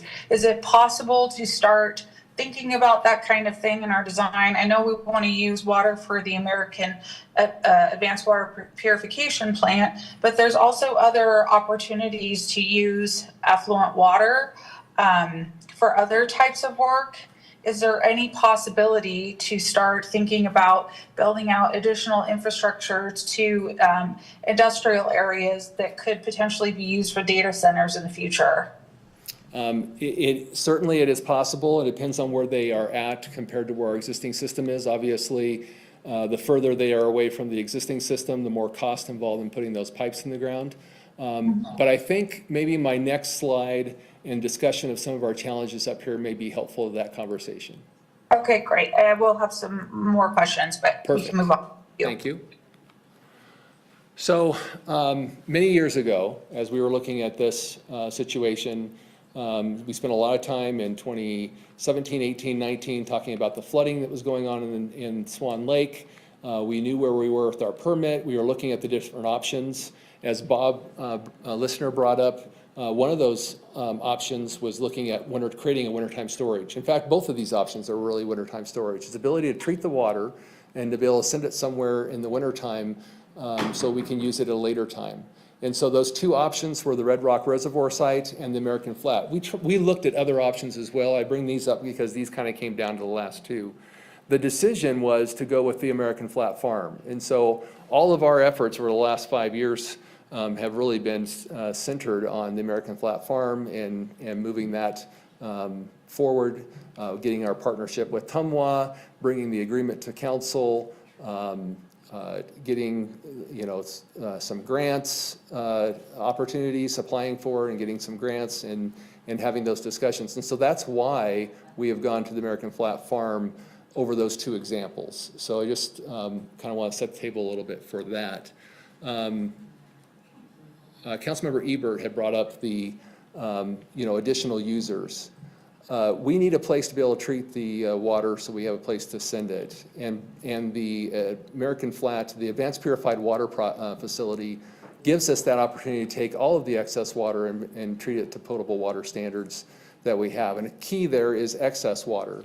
We still have customers in the summertime that we will continue to serve. We will continue to serve the golf course. We will continue to serve the parks and sports complex as we go. Getting new customers at this moment in time is not great for the Advanced Purified Water Project because there's a certain amount of biology that's also in that project. And so as you can imagine, in the summertime, when you're reducing the volume of water that you're treating, and then in the wintertime, you're slowly increasing until you're increasing treating the entire amount, those are, that needs time for your organisms to grow and to get to that point. And so we feel comfortable we can do that now, but to go to actually like a dead stop in the summertime and then have to restart everything back up again in the wintertime, that would be difficult on the the Advanced Purified Water Project. Questions as it relates to that? Yes, if I may, I guess. John, I just want to be clear, like the item I'm going to ask for later and the use of reclaimed water in North Valleys, I never contemplated a dead stop or completely use all the water in the summer for something else. In my mind, what I was going to suggest was a percentage of the water be set aside for reclaimed water opportunities. So maybe 10 or 20% of the water, not 100%. I just wanted to clarify. Okay? Thank you. Thanks.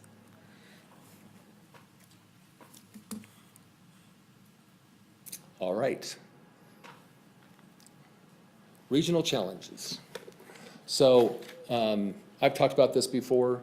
It isn't water, it isn't transportation, it isn't even land. It's going to be sewer treatment capacity.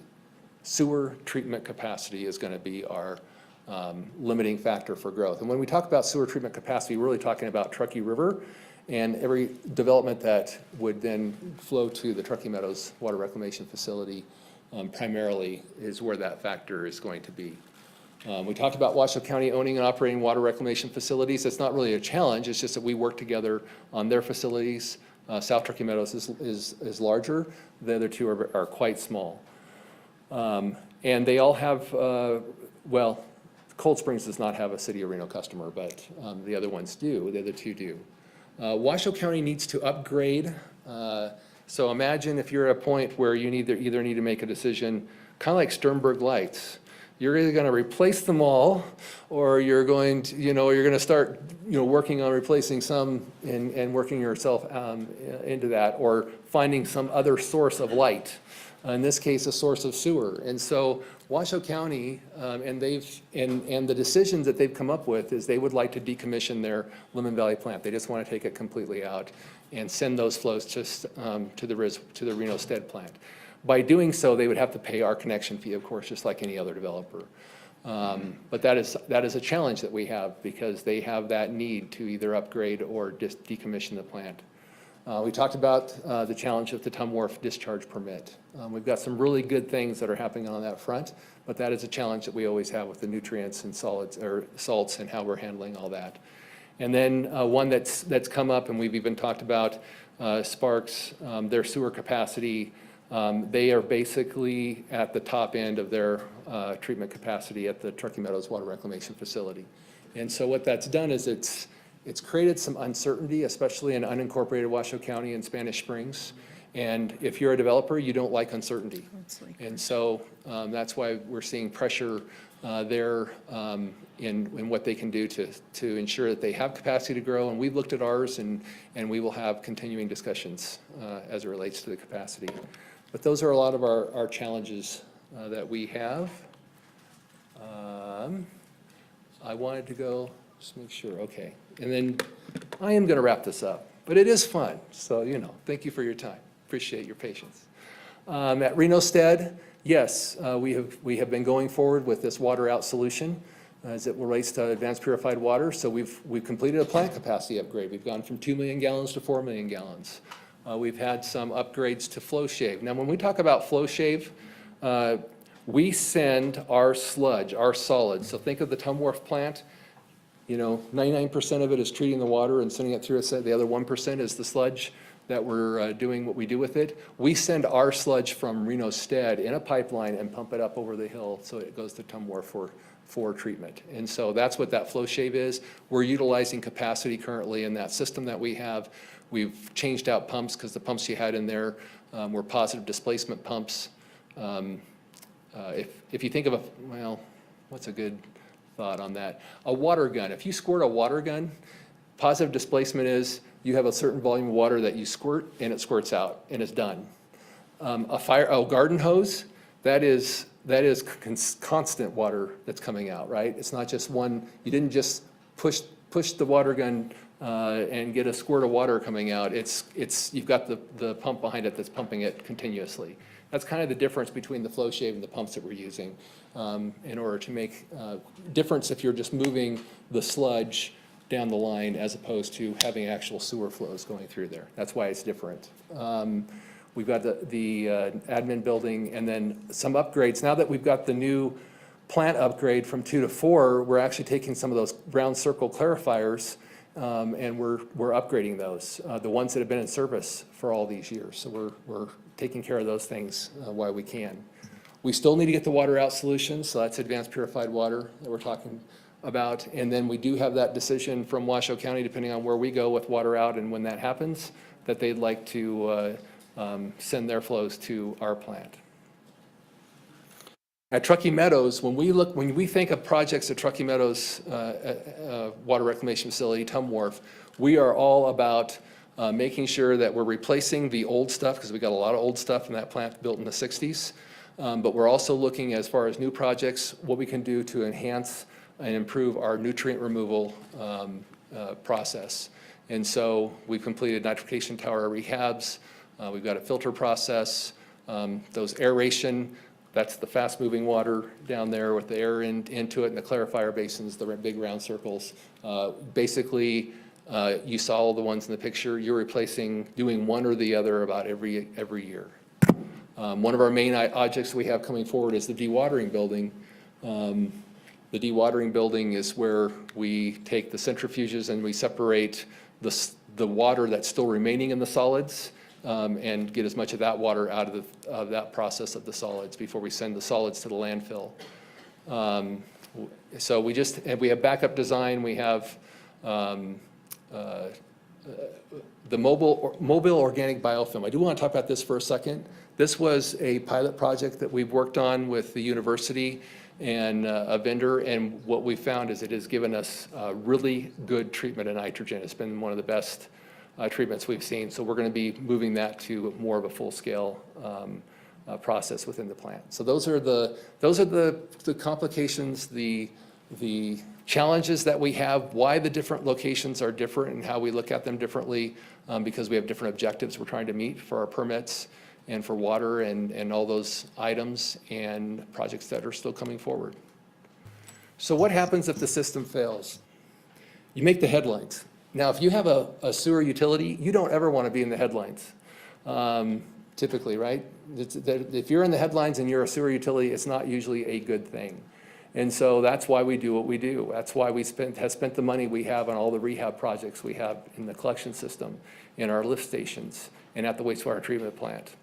I would rather be in the headlines because I'm asking you for a rate increase than be in the headlines because we had a sewer failure, bottom line. And so that's, we don't look at failure as an option. So we're making sure that we are able to treat and do the process and things that we're asked to do. And then to wrap it up, there are some upcoming council actions. We do have that sewer rate. We're going to give you the feedback from the public and look at some options. The advanced purified water facility, there'll be a presentation coming up on that. And then septic to sewer, we've got a neighborhood that we're replacing all the streets in and that are on septic. And so an item to discuss the conversion potentially of that area from septic to sewer. That was my overview. Okay. John, thank you so much. I love how thorough you are. I think it was fantastic. Can I ask you, I think one of the most important aspects for me, and I think you would agree with this, all of us would agree with this, is the outreach, how you intend to do that, because so often we hear, we weren't included, and I know it can be really hard because everyone now communicates on different channels. We really do. We all get our news and information in such a different way now, because everything's on demand too, Yes. right? Yes. So can you give me an idea what that looks like? I really want to make sure that every resident of the city of Reno doesn't come in and say, I wasn't aware of this, I didn't know. So I want to do everything we possibly can to message, get their feedback. Obviously, you'll work with comms and all of Yes, that. Yes, and we went out for Do you the have any feedback, and we kept it miraculous out. ideas? We kept it out for quite a long time, and we received, 276 comments. We made it as easy as possible in how we did it so that people could just click on a link. They could go to the survey, they could answer some questions, and provide their feedback that way. We did hold a public meeting. We did not have a great turnout for the public meeting. And we saw just little bursts of public comment coming in every time we had a different milestone that we got the word out. But again, it was fairly small because we only ended up with 276 comments, I believe is what we ended up with in the end. That being said, I think from the comments we did receive, again, it was a lot of those things like, well, what are you doing with my money, and government spending? And there were, I know you guys are going to be surprised, there were a lot of comments that weren't even related to the sewer, right? They were just other comments in general out there. But we did get some of that. So that's what I'm saying. I don't think we tell our story very well. So when I talk about spending the amount of money that we've spent $334 million in the last 10 years on all of the things that we cover within the sewer fund. For major projects. That's just on the projects. That's not operations. That isn't all the other things. That's just what we do there. 99 million of that was on the capacity side. The other 234 million was on replacement. It was doing the things that we show in all the different areas, the plants. Interesting. And I even think some- sometimes and we even take it some for stormwater granted, projects. right? We Yeah. take our services for granted because they can be catastrophic if you don't take care of them. Matter of fact, your first slide was so impressive. Keep showing that slide because it's important for people to see the work that you do. I'm going to start with Councilwoman Dewar, and then I'll go this way, and I will call on Councilwoman Ebert last. Okay. All right, thanks, John. Yeah, amazing presentation. I don't recall ever spending an hour on our sewer system. I don't know that it was an hour, but it felt very thorough. I'm glad this isn't a trap door. One thing I just wanted to put a little spotlight on that you mentioned at the end was this advanced purified water system. And I think it's important to know how we got here. And many people were not here through, not just council, but staff, were not here through the development of that decision. And so I just want to remind people that back in 2017, we had a flood at Swan Lake. And there was a perception that some of it was caused by water that we were discharging to Swan Lake out of the sewer system, just like we discharged to the river. But when we discharge to the river, it goes away. And when we discharge to Swan Lake, it stays right there in a puddle we can see.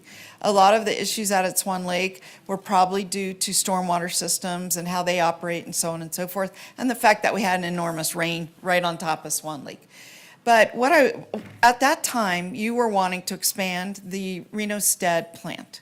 And the big issue, the reason we couldn't expand, and we spent an enormous amount of time on this, was what are we to do with the effluent?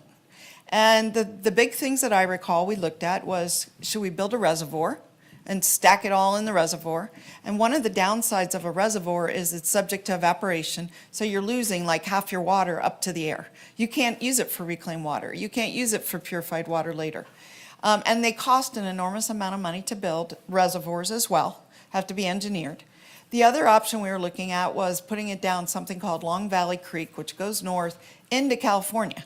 And as our former state water planner, I could not imagine us being the driest state in the nation sending water to another state when we could use it here. We could use it for purified water, we could use it for reclaimed water. We need water. So the idea that we would just throw it away as it was useless was an anathema, not just to me, but the whole council. What, are you kidding me? And then we looked at, I thought, a brilliant opportunity, which was advanced purified water, which was to take this bad thing that we had to get rid of and turn it into a very good thing. Now, does it cost a lot of money? Yes. But we have had an opportunity at the Regional Water Planning Commission to tour other systems in California, in Denver, in Tampa, all through the country where they are using advanced purified water systems, done a little differently because we have different rules in Nevada, or we did.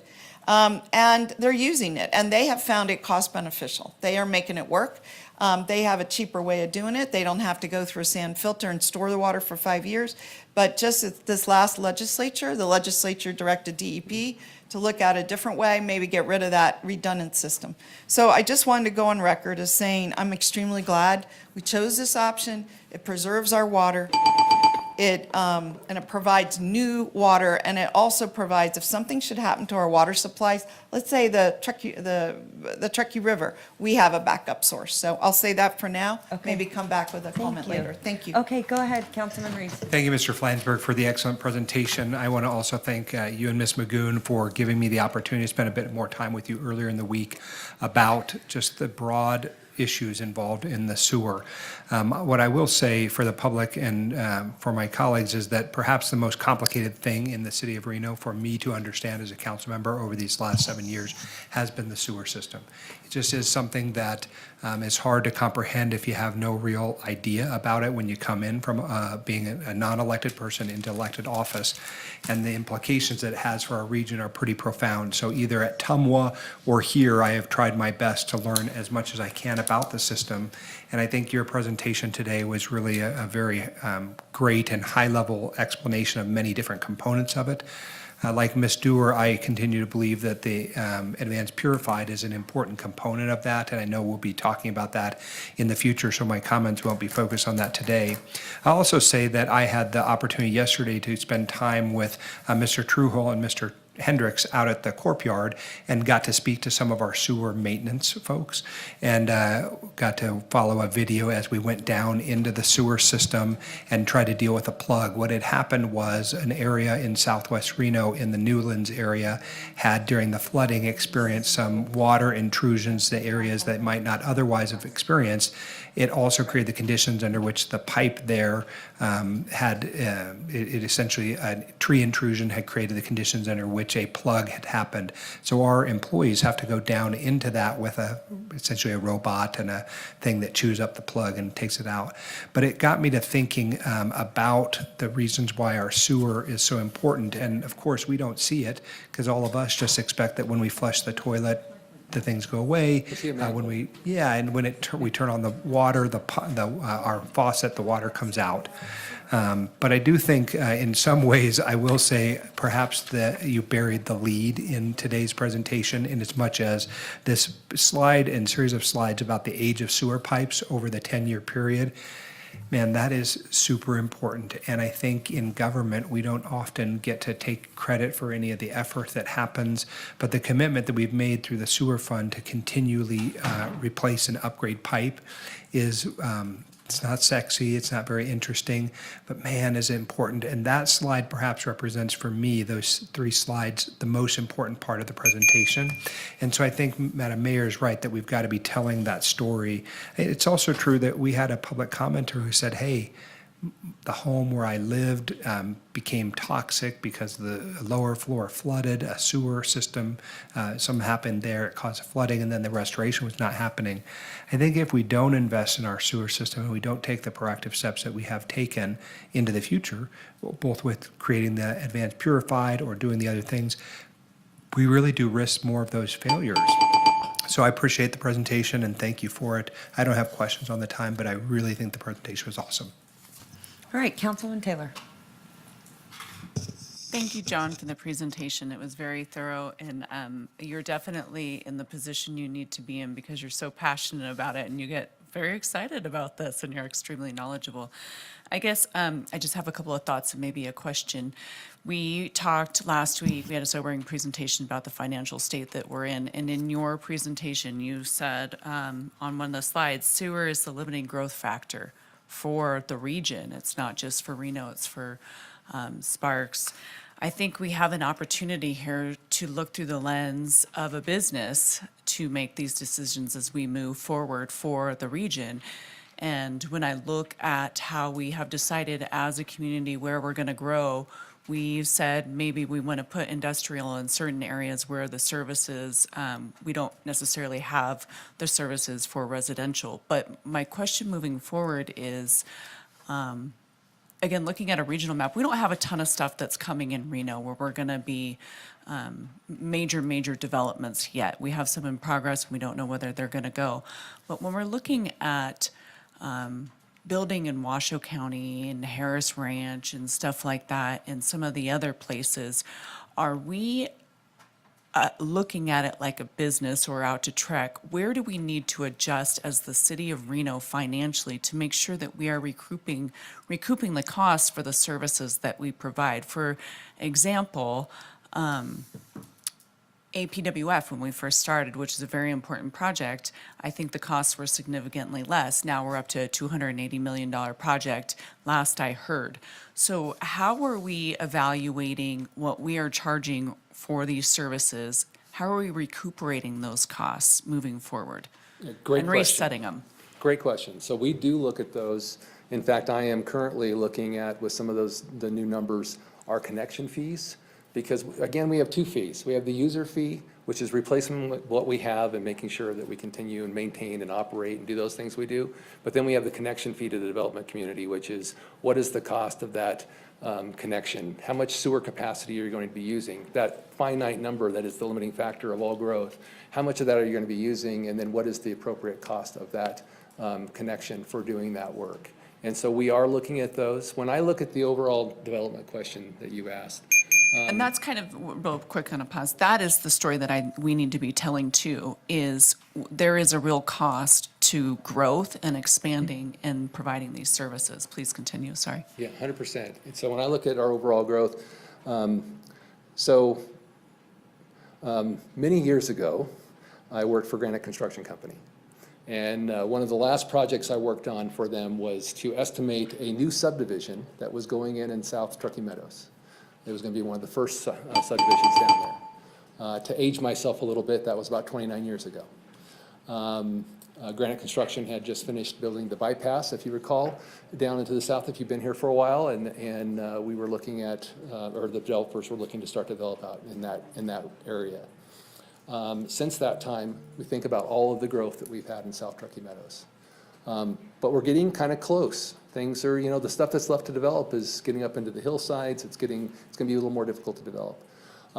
We are going to see development out in Verdi. We see what's happening out there right now. We've got some growth that's going to happen out there. The last place that and we have the infill. You mentioned Ranchera and some other places. We're definitely going to see some infill. But when we look at long-term, and not even does it have to be necessarily long-term, but mid-term, we're going to see some more growth. We will see some more growth in North Valleys. And when we did a sewer study up in North Valleys, for instance, the original one that came out that I recall was like 9 million gallons was going to be the total we were going to need. We have only planned out to look at, say, 6 million gallons at this point. We're saying it, where we're going to be. But we're building to 4 for now, from 2 to 4. Thanks so much, Madam Mayor, and thank you, Mr. Flansburgh, for the presentation. I appreciate you sort of focusing, obviously, on the city of Reno and the challenges there, but I'd like to maybe expand the scope a little bit and talk about the work that you're doing through Northern Nevada Water Planning Commission, and sort of you could bring in where that process is. I think you hinted a little bit about the regionalization of sewer and some of the consultants that have been hired already to do some of that work. So I'm just wondering if you can include some of that in this conversation as well. Certainly. So we actually have the City of Reno focus meeting is going to be tomorrow morning. So the consultants, Raftellus was chosen to come in and do a presentation or to do a study. They're actually realizing how big and how complex this system is, they're actually coming in this first time, they're basically getting questions answered so they can actually speak more intelligently to providing the Western Region Water Commission with a scope of work proposal for doing the next step of looking at the regionalization. But they're looking for small wins and what's happening now. In that work, again, we have a tremendous amount of collaboration we already do with Washoe County and City of Sparks in the areas that we're in. But this study is to look at regionalizing. What does that look like if we were to regionalize and have one sewer body? So back in the day, Sierra Pacific Power had the water. Washoe County Water Resources had mostly the well type system. And then that entity, Tumwa, was purchased by the three entities to develop Tumwa from Sierra Pacific Power, and then the merger of Washoe County Water Resources in. So we've got some experience in this area looking what it looks like to regionalize. Now we're taking that same lens and same experience and looking at it as a region for what it means for sewer. And that body includes representatives from all the jurisdictions in our area? Including Tumwa. Yeah, we're Perfect. including Tumwa in that discussion. And then just one question for you on slide 23, you talk about the regional challenges, and the first one you hit is the sewer being the limiting growth factor within Washoe County. Sometimes we hear from our current residents about not wanting to absorb that, and I think you did a great job of explaining how much work you've done in replacing some of the pipes and that, but I'm just curious if you can add more to that. Sometimes we hear the phrase growth pays for growth, but just wondering how you see that playing out and if you can add more to that conversation. Yeah, it's really important. We really want to look at, when we talk about spending the amount of money that we spend on our overall sewer utility, again, in the last 10 years, $235 million total was spent from the user fee side. That means that we were replacing pipes, we were doing work on our lift stations, doing work at the wastewater treatment plants to replace existing systems. The 99 million was from the other side of the equation, which is the development side, and that's for expanding due to capacity. And we did get a lot of these questions that came back from the public feedback, and we'll talk about that when we present that piece of it a little bit. But there is a perception out there that growth is not paying for growth. And we really work hard to make sure that those costs for those capacity improvements are on that side of the ledger of when we charge that fee that we come up with, that we nearly doubled a few years ago, that we're charging the right amount. Awesome. Thank you. I think I'm out of time, so I'll leave it at that. Thank you, Mr. Flansburgh, for the presentation today, the tour, the education this week. It's been very helpful for me. Most of my colleagues have said and touched on the points I wanted to make. I'll just share this mildly boring story. From 2010, I was interested in city government and leadership and the things that were challenging the city. And the sewer at that time was massively underfunded and had a lot of projects that needed to be fixed, as your slide 12 shows from the 2015 map with all of that black on the map. And I remember sitting with the beat reporter at the Reno Gazette-Journal at that time and asking her. I mean, I had documents spread out at Dish Cafe and said, I don't understand why nobody is telling the community about what a risk we're in here with the sewers. And she flat looked at me and said, because no one cares about the sewers. But this presentation helps us do exactly what we need to do, is care about the sewers. And I just wanted to give you and your team the credit for being able to walk us through why this is so complicated. But most importantly, slide 12 shows us the work that you're doing and what a massive improvement that is. And as Mr. Reese had mentioned, we had a public commenter here today that can tell us exactly how tragic a sewer failure is. And so nobody likes to hear those stories, but making that full circle is really important. So thank you for the work there, and I'm looking forward to my tour tomorrow at Ris Wharf. All right, Councilman Ebert. Yeah, just a few more questions about effluent use. I know that there was a purple pipe built out to Trick. Can you kind of explain how that was funded? Was that a joint project? Was that something paid for by the developers, or how was that pipe funded? Yes, thank you for the question. So that pipe was 100%, not only the pipe, but the lift station, the pump station, if you will, that takes that flow out, because you can imagine 13 miles, it takes a lot of pressure to move the water out that far. That was 100% funded by the Tahoe Reno Industrial General Improvement District and through their users. And so it was funded by that development group, if you will. Okay.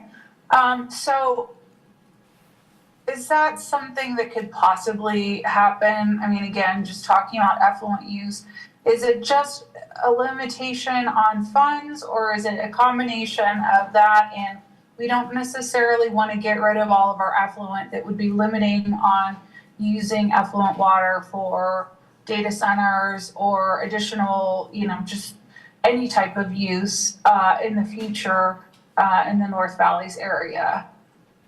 Yeah, so North Valleys is an interesting location because you've got, we talk about the water in, water out situation. The water provider in North Valleys comes through Tumwa, but the source water is through a company called Bidler. And so they are the ones who sell the water up there, and they have a lot of water for sale. And so it's kind of competing factors when we look at North Valleys in terms of where the water is and what we're trying to do with it. We talk about using it for a data center. You can use reclaimed water for a data center, but you're going to do some additional treatment of that water at your site when you receive it to be able to use it for that purpose, for the water cooling site. So there's going to always probably be cost factors that people are going to be looking at as it relates to that. They're using evaporative cooling through the water cooling process, so that water primarily gets evaporated, so that doesn't contribute more water per se to the region. When we think of water in, it has to be equal to water out. But as far as the purple pipe system, can somebody do that in the future? Absolutely. We could have development that built a purple pipe system. They could build a reservoir. I mean, we looked at the cost of those things, and the decision that came to was to do the advanced purified water facility in lieu of the reservoir, and it was extremely expensive to do both at one time. Yeah. Okay. And then another question, I'm not exactly sure how much time I have left, but I just wanted to ask, we recently had a vote to make a change to the Stonegate PUD, or essentially get rid of the Stonegate PUD and also get rid of the condition that Stonegate had to build a pipeline to connect to Tumwa. I believe it was a 6-mile long pipeline. Does that change have any kind of impact on future development that was, going to hook up to that water, expected to hook up to that line? Does it have any kind of, future impact to additional development that would have come to, in between Stonegate and the rest of the North Valleys? So great question. Stonegate is 100% in the Cold Springs sewer shed.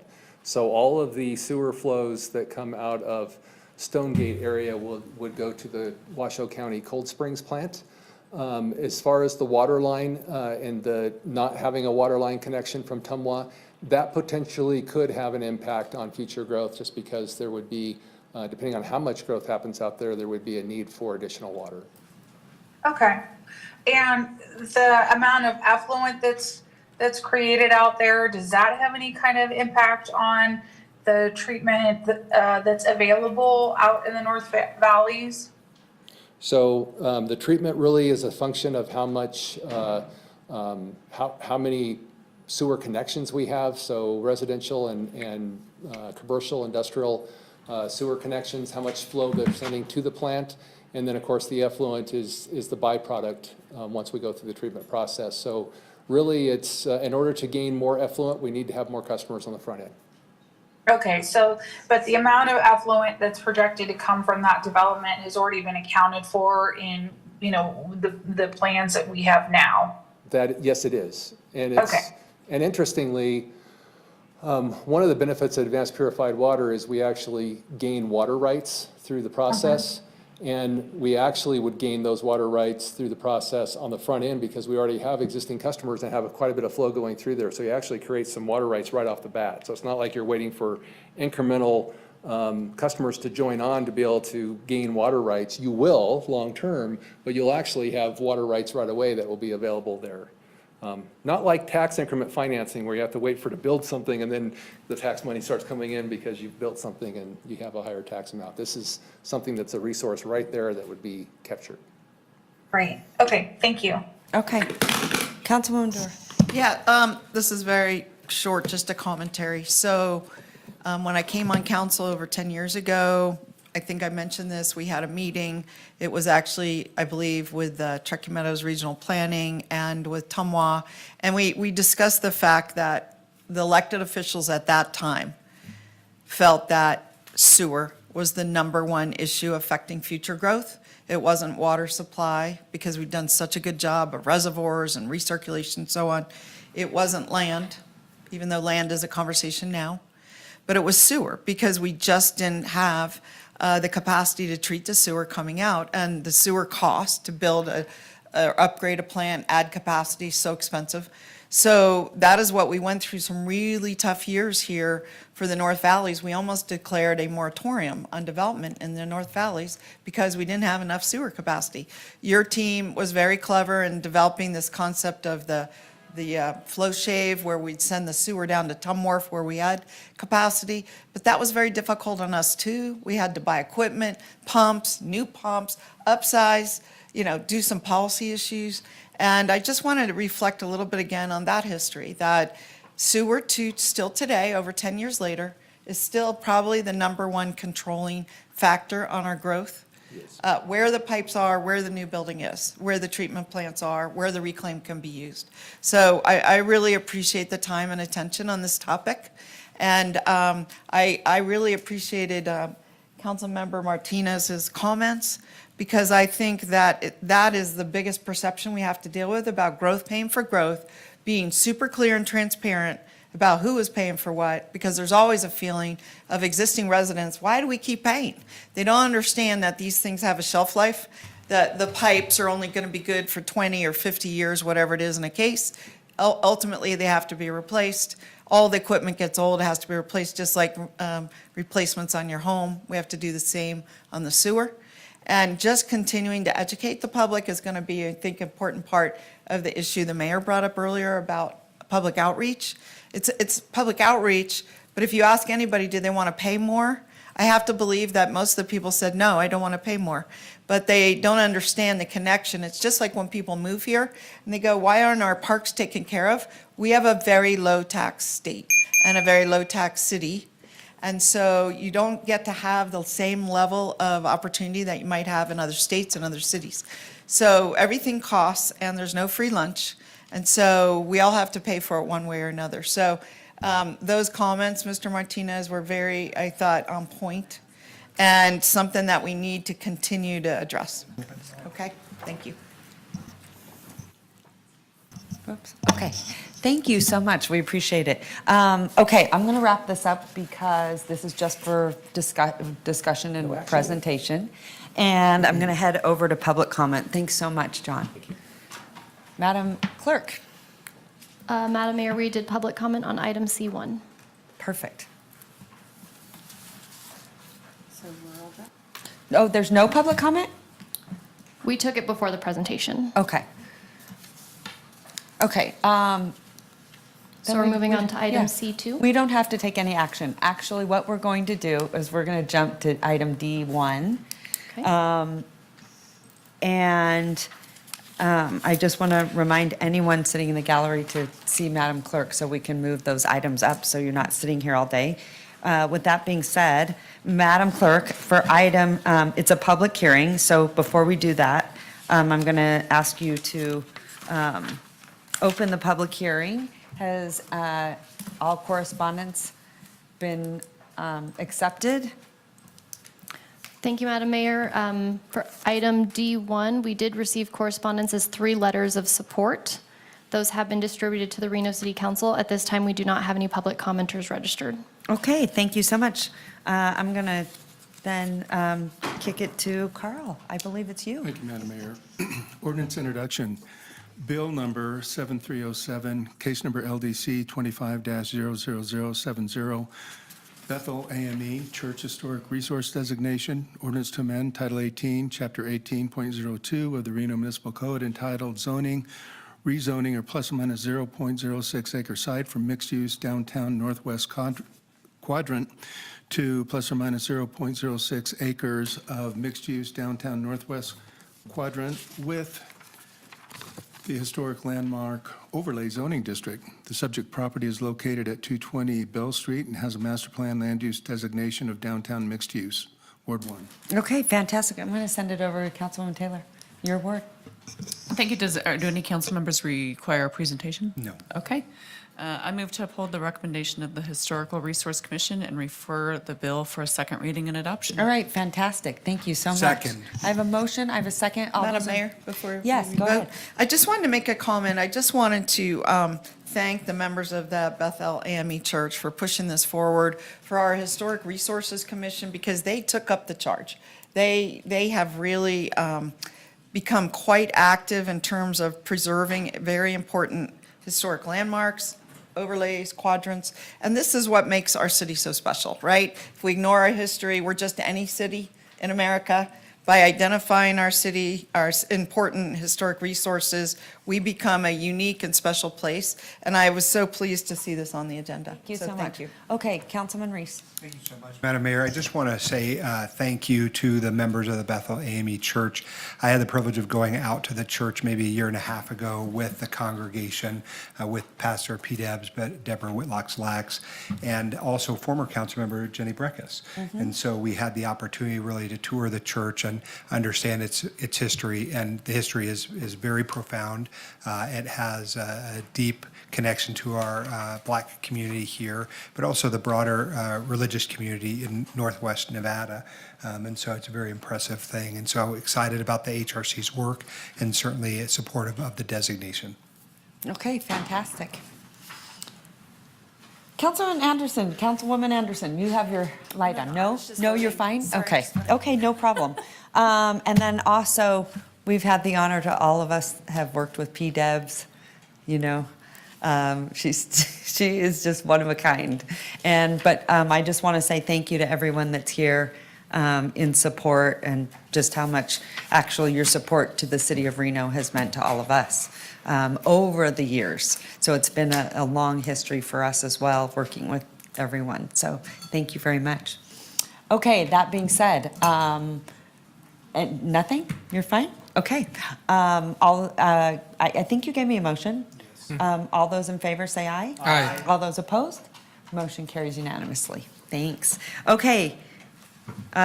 We are going to go into an attorney-client, and then we will come back for item C2. Okay. Mayor, before we go back, I want to ask you something.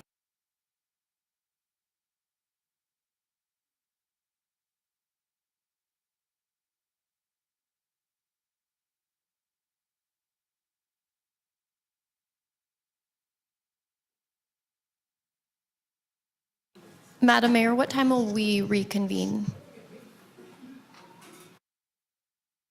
That will be, let's see, what time, Jackie? 1:15, 1:30? 1:30 to be safe. Thank you.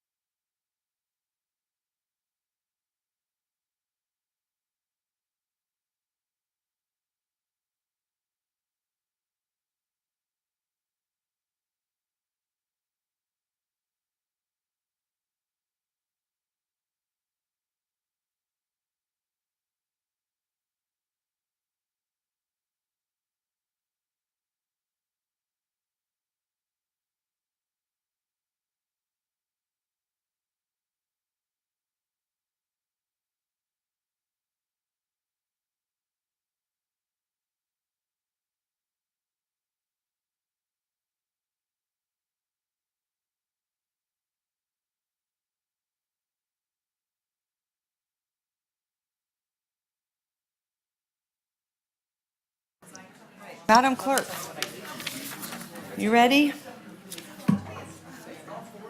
Okay, we are going to head into item C2. This is C2. Madam Clerk, do you have any public comment on this item? This is a presentation, discussion, potential direction to staff regarding initiation of a text amendment to Reno Municipal Code Title 18. Any public comment, Madam Clerk? Madam Mayor, just for the record, we're reconvening at 1:38 at this time. Council members Martinez and Anderson are absent. Councilmember Ebert is present online. We do not have any public comment registered for item C2, and we did not receive any correspondence. Okay, thanks so much.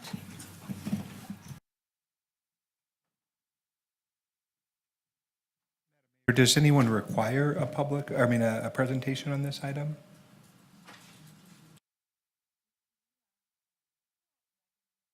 Megan, or Can we get a brief one? Sure. Thank you. Director with Development Services. This is all tied to the police impact facility fee. This is a fee that we created about 5 years ago, and the sole purpose was to help fund our new police station.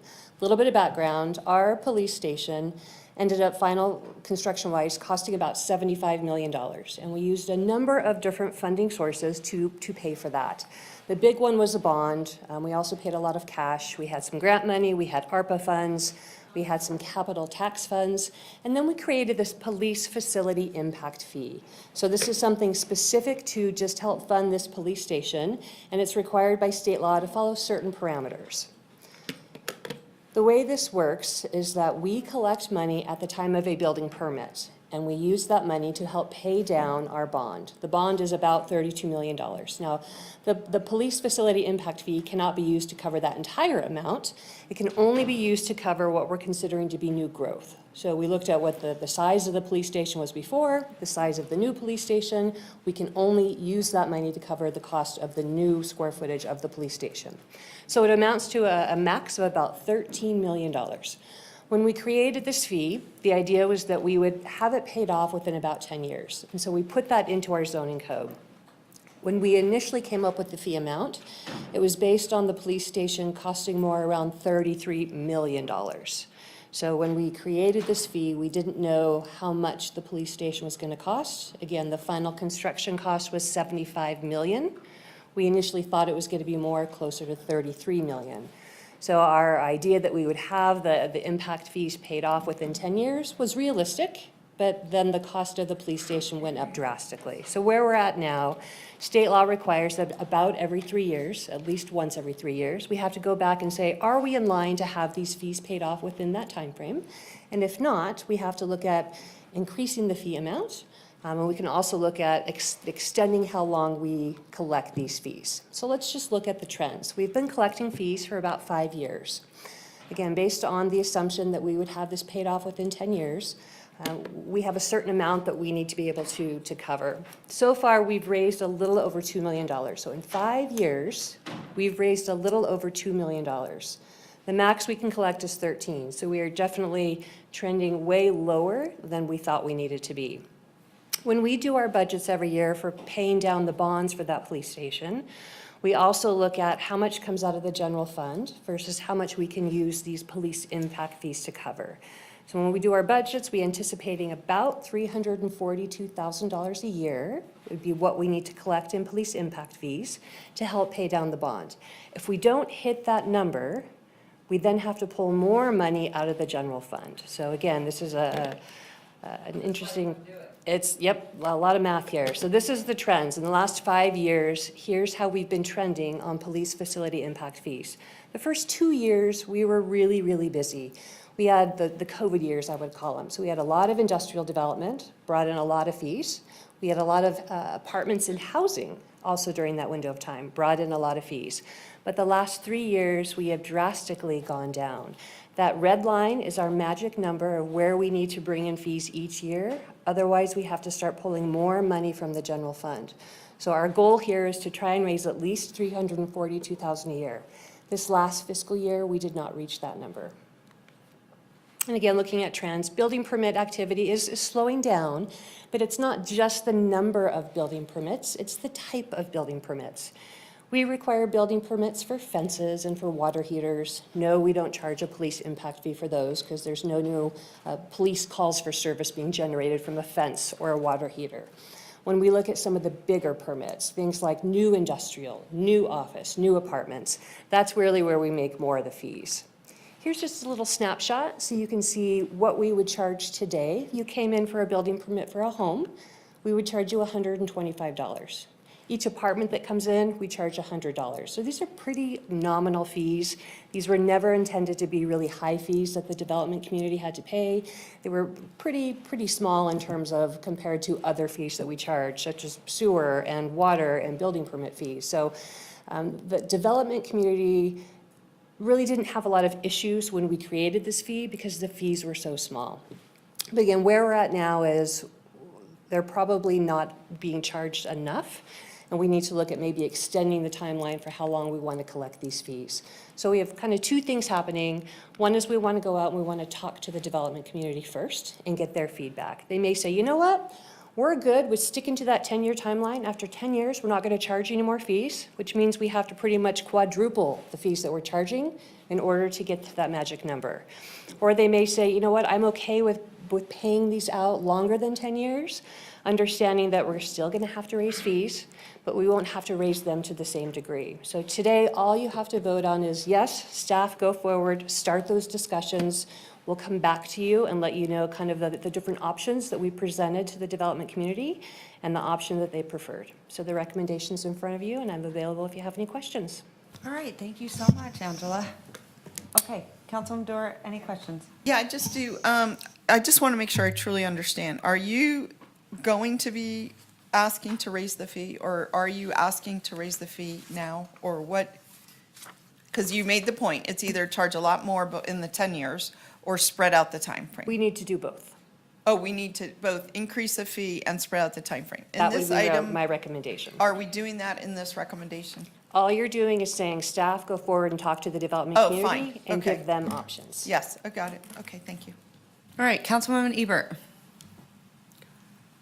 Yeah, I do have some questions. So I just want to make sure I understand the initial cost that we thought we were paying for the new police facility, ended up being about half or less than half of what it ended up actually costing. Is that accurate? No, when we initially bought the old RGJ building, we anticipated at that time early numbers. We thought we would be able to build the new police station using that RGJ building for about $33 million. By the time we were done with construction, it was more around $75 million. So it more than doubled in cost from when we first looked at building the police station. Okay, so we underestimated the cost of building it, and then we made overestimated the cost or the amount of impact we would get. That's correct. Is that correct?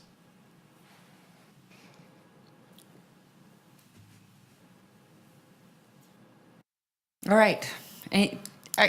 Councilwoman Ebert? Oh, you're going out. In and out. Okay, hold on one sec. Hold on one sec.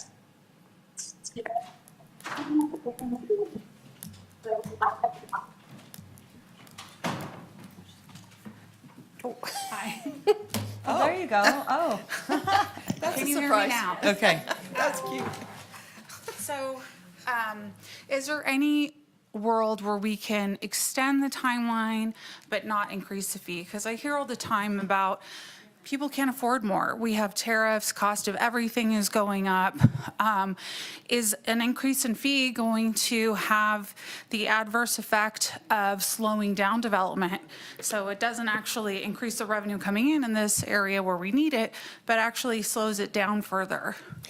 We can. One option is just extend the timeline. Our big concern is this graph here. So if we don't get enough money coming in on a year-by-year basis. Mm-hmm. We then have to pull more money out of the general fund to help pay back the bond. Okay. So that is an option. We can just say, we're not going to raise the fees at this point. Yeah. We're going to extend them, a longer timeframe. Mm-hmm. But next year, at the same time, when we look at this chart, if our building permit numbers are still as low as they have been, Mm-hmm. you're going to have to find more money in the general fund to cover the cost of the bond. Okay. I think I will have a couple more questions, but I don't want to, oh, wait, no, I still have a couple more seconds. So is this something that will come back annually then to kind of reassess where we're at because of these projections kind of not coming in where we thought they would be? By state law, we have to come back at least every 3 years. Mhm. So we did a quick check. It was about 2.5 years ago that we did our last check. And so now we're trying to get in front of it. Because again, the trends are alarming. And given that we don't have any money in the general fund, we are just trying to be proactive and get in front of it. Okay. Would it be possible to maybe keep this on the radar and review it annually? Absolutely. Okay. Okay. Thank you.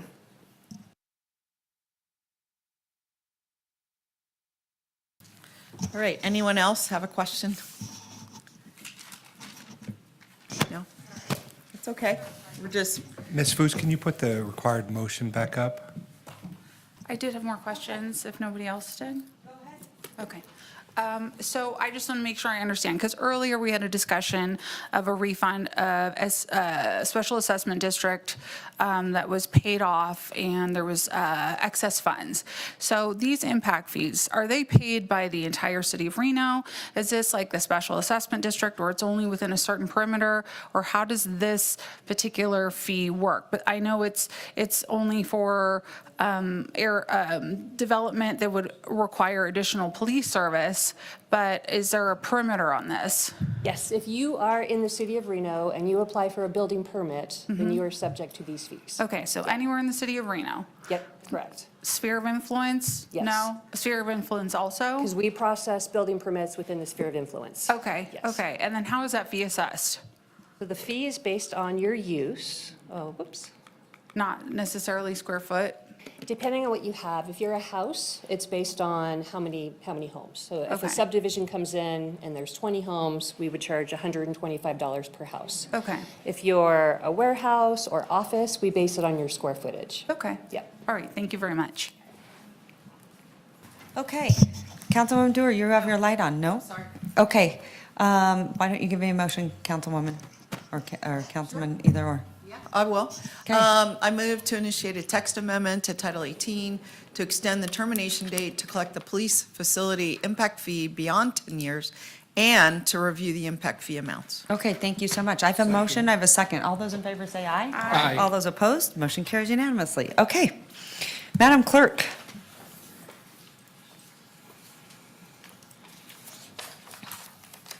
All right, Madam Mayor, we're moving on to item E1, an ordinance introduction to be read by the city attorney. Okay, I'm going to send it over to the ever so famous Carl Hall. Thank you, Madam Mayor.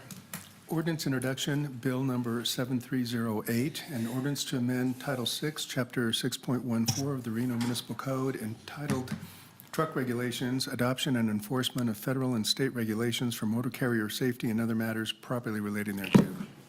Okay, thank you so much. May I get a motion? Second. Okay, I have a motion, I have a second. All those in, yeah, go ahead. Go right ahead. Are we going to have any kind of, like, rundown of what this is? I think we did. Oh, did I miss it? Last meeting. I think you might have Okay, missed it. okay. But go ahead, ask. She's here, so if you have any questions, go right ahead. Yeah, if we could just get just a brief Cliff Notes version of what this is.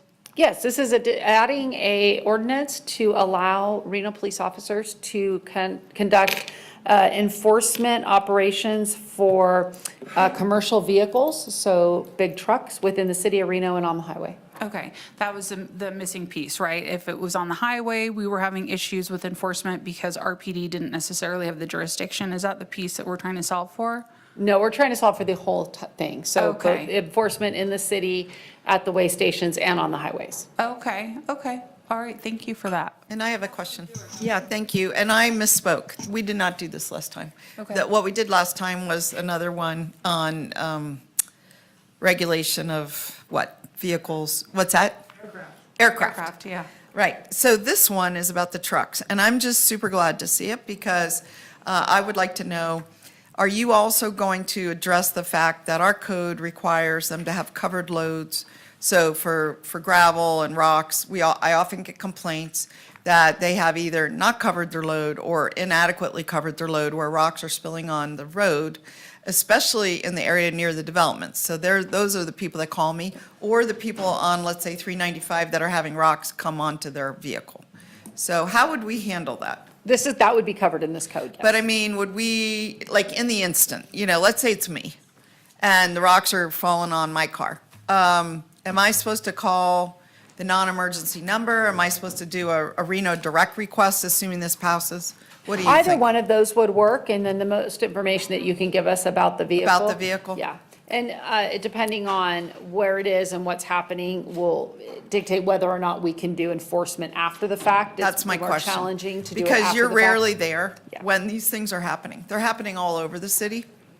The other thing that's happening, and I'm just curious, and we brought this up, and I happen to now have part of my ward is out at White Fir, which is out where Patagonia is. And one of the things that happens in these sort of semi-industrial areas is trucks just start parking overnight. I've seen it out in Ward 4, just along the side of the road, and it's not allowed. And we've had complaints, residents have called in, these trucks have been parking here for, 2 weeks. Is that, I mean, where I get concerned is you aren't there to observe it, no police officer is. And maybe by the time it's reported to Reno Direct, they've moved on. That's my big question is, can you do enforcement on something that is reported to you?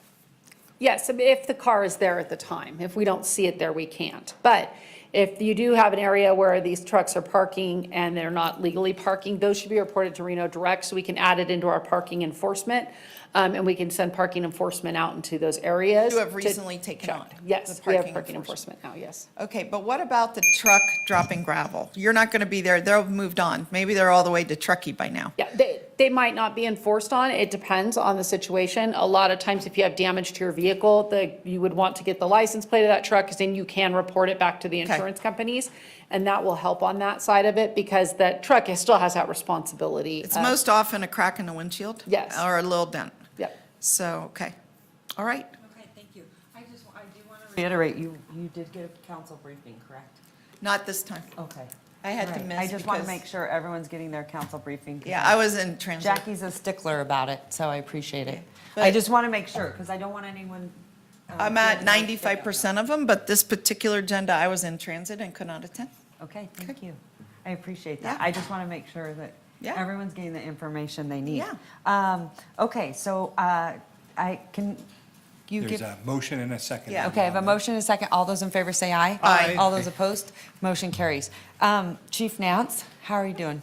Good, good. Things are. You doing okay? Progressing, everybody's doing well. Can be expected. It's a lot, but we're working through it, and very grateful to everybody with the community support and all of your support and everybody that's reached out. We really appreciate it, so thank you. Okay, all right. Yeah. Thank you so Thanks. much. Fantastic job. I know it's been a really, really, really tough week. It's been a lot. It's been a but lot. Things happen, and we just get through it and continue on, and we'll figure it out. I know, but thank you. I Thank you. appreciate you. Thanks. Okay. All right, Madam Clerk. All right, Madam Mayor, this time we're going to open the redevelopment agency Okay. board.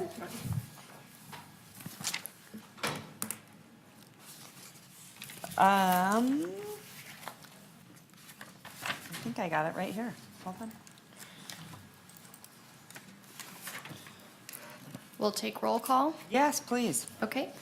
Vice Mayor Taylor, absent at this time. Councilmember Jor. Here. Martinez. Here. Ebert, absent at this time. Reese. Here. Anderson. Sheevy. Here. Madam Mayor, you do have a quorum of the redevelopment agency board. Okay, do you have any public comment on this item? We do not have any public comment registered. Right, approval of the agenda? So moved. I have a motion, I have a second. All those in favor say aye. Aye. All those opposed, motion carries. Approval of the minutes. So moved. I have a motion. I have a second. All those in favor say aye. Aye. All those opposed, motion carries.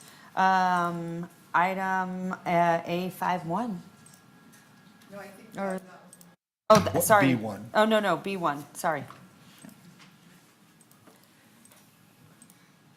So this is approval to purchase mobile vehicle barriers for special event road closures for Meridian Rapid Defense Group utilizing the General Services Administration contract. Okay. Yes. Hi, Rachel. How are you doing?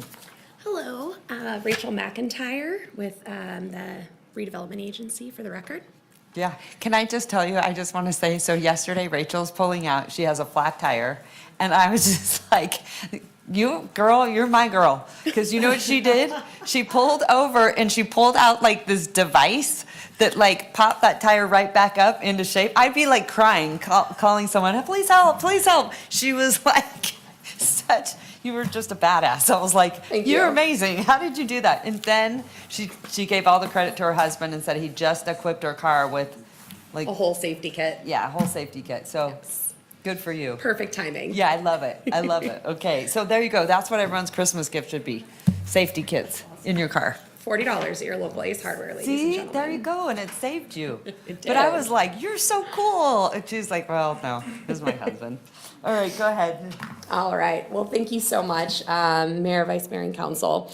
We're here today to discuss the procurement of mobile vehicle barriers for street closures to help support public events in public spaces.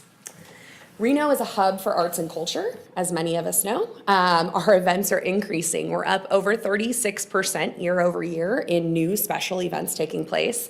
And with the focus that we have on activating our downtown core with more events, specifically on Virginia Street, 4th Street, in our Midtown district, we are running into the need to upgrade our equipment. We currently have just over 270 events that we've permitted to date. Our road closure permits are also up over 40% year over year. We're seeing a rise of new events in locations where we don't currently have public safety equipment, like bollards, for example. And we've identified some challenges that we have with road closure equipment and public safety meeting national standards. So we are proposing to purchase what are called mobile vehicle barriers. There are a number of key benefits that this particular product will deliver for us. First and foremost is faster deployment. So each of these, they're called trailer kits. Each of these trailer kits can be deployed by one streets team member in less than 30 minutes. So it's a pretty remarkable difference compared to what we're staffing now. The faster deployment will reduce operational costs. We've heard from event promoters time and time again about the barrier to entry with events. Hey, good job. That's what I wanted to hear.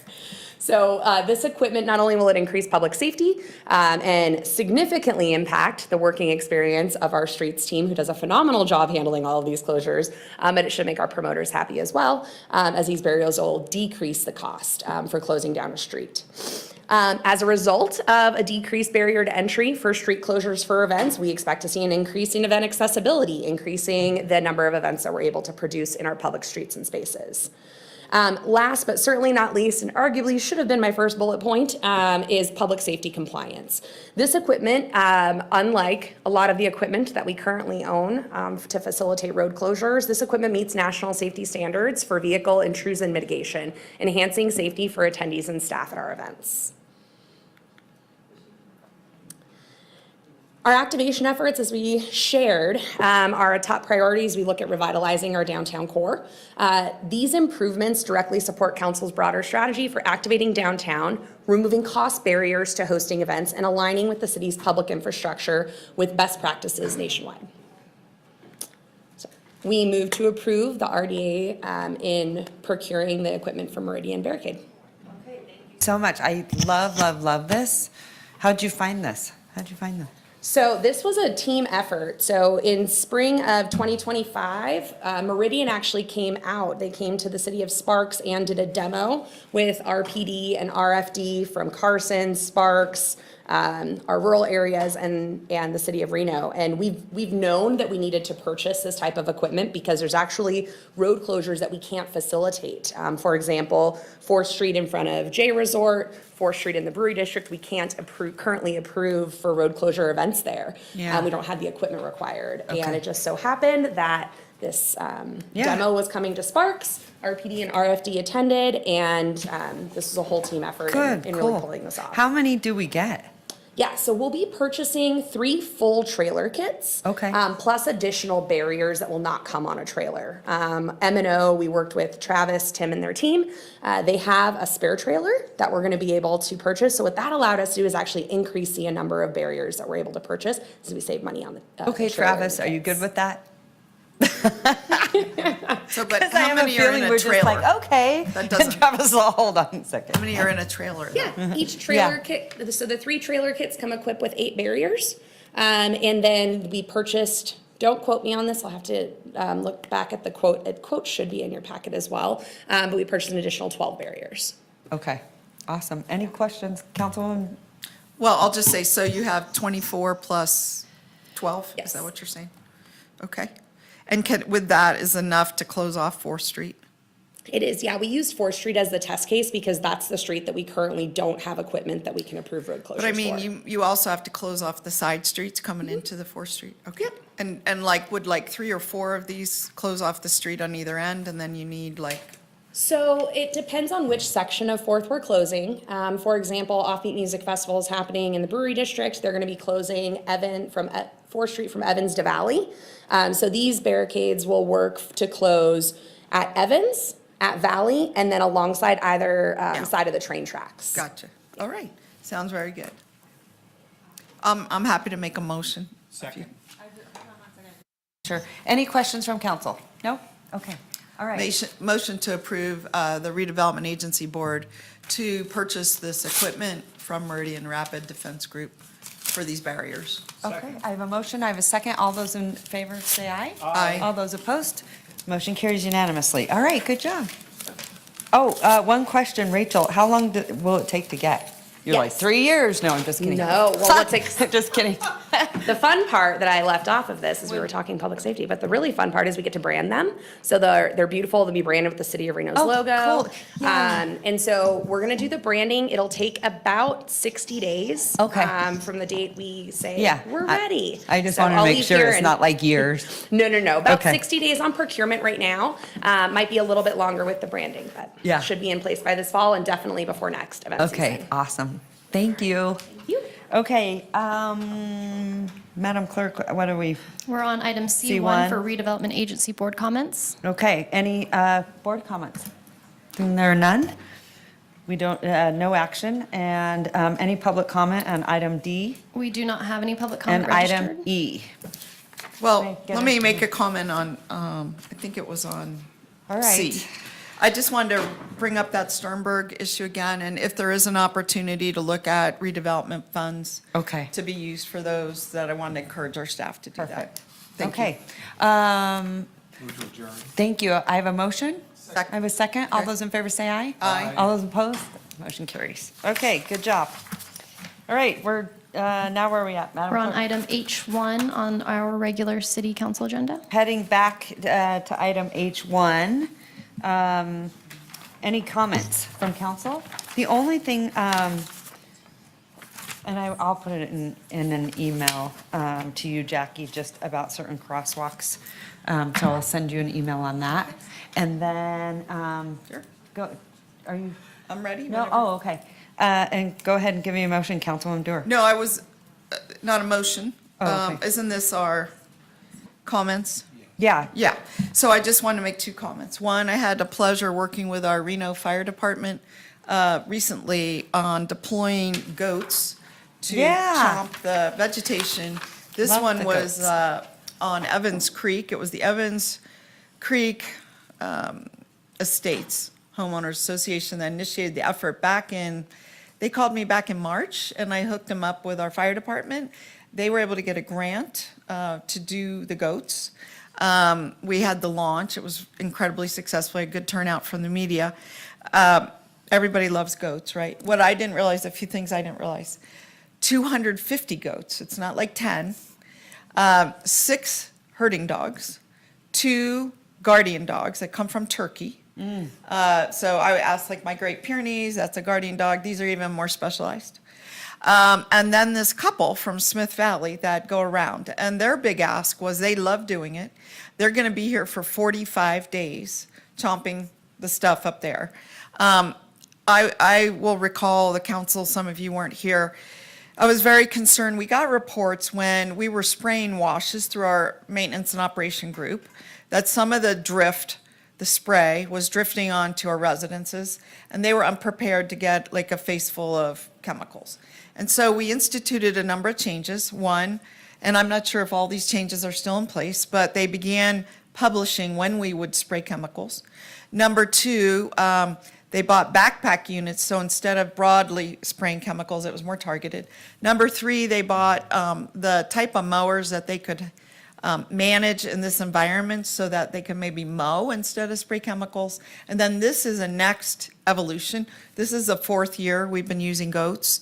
And the goat herders have offered to do more. I talked to Chief Cochran, and it's just all about the money, right? How much money we have. But I hope that we'll do a close assessment of what it's costing us to go spray all those washes, buy chemicals, have staff overtime, et cetera.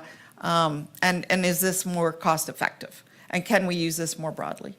The second issue is I said I would bring up the reclaim water. I think at some point we should bring back to council a decision or discussion and/or later a decision on preserving some of the treated effluent to be used for reclaimed water use in the North Valleys. If there's going to be developments out there or common areas, or as the gentleman, Bob Listener, brought up, whole development that he's trying to deal with, maybe 90% of the water could go to become new fresh water, and 10% or 20% could be reserved for reclaimed water use on landscape areas, parks, et cetera. So just asking for a future policy discussion on that before too many developers are told no, right? Because we have to balance all of our goals with trees, playgrounds, agri-hoods, as well as good water. So I'd like to have that discussion at some point. Okay. Thank you. Thank you so much. All right. With that being said, I think we have our final motion. Well, I don't know if anyone else. Oh, I just had a go quick ahead, Miguel, sorry. comment. Yeah, no worries. I didn't want to pull the item for consent, but I just wanted to thank our staff for including some guardrails on item B6 for the charging stations over at the Reno Public Safety Center and Moana Springs Aquatic Facility. It looks like there are some provisions that will help us maintain and track that fee increase, if there ever is any, from EVAAS coming to those sites. So I just wanted to appreciate staff for including some of those guardrails and protecting our customers as they look at renewable sources to protect our environment. Thanks. Thank you, Miguel. I really appreciate that. Councilman Anderson, do you have anything? You know what, I do want to bring up, there are a couple things that were brought to my attention. And was, I wanted to do, and I didn't learn of this until our break, but, you know, we had a previous mayor, Mayor Griffin, who has been in the hospital, and he has been extremely ill. And so I wanted to have the council, you know, say a prayer for him. And then also, we just lost a very, very dedicated city employee, Sergio Gutierrez, and some of you, I was fortunate to meet him a couple of times, and he was just a wonderful man, and he was here for 10 years almost, I think it was. Was it 10 years back? I think it was close to 10. So he was very, very dedicated. So at this time, before we leave, I would like to, everyone take a little moment of silence, but say a little prayer, you know, because these people meant a lot to our city in so many ways. They shaped our city, right? Mayor Griffin, for sure, and Sergio. So let's take a moment of silence to honor them right now.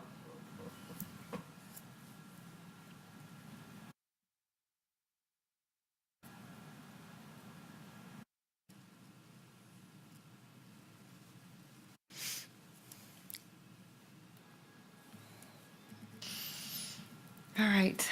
Thanks, everyone. I appreciate you. And it's been a tough week for our entire city and all of you guys. I know you have constituents that you're also working with every single day. So I want to say thank you to each and every one of you. And Chief Nance, she's over here. You can't see her on the camera, but thank you for being so kind and caring. The first phone call when you called me and Jackie called me, just your level of compassion, both of you, was really, really remarkable. And it's the kind of compassion that you want to see out of the people that lead your city. So I'm grateful to Chief Nance and to City Manager Bryant, because it also, not that go girls, but I will tell you, and it's not, I'm not saying anything bad about the males that were in these roles before, but I will tell you, it's different, it's calming, it's incredibly compassionate, empathetic, and I just want to say, I noticed that right off the bat, and I really, really appreciate you in a time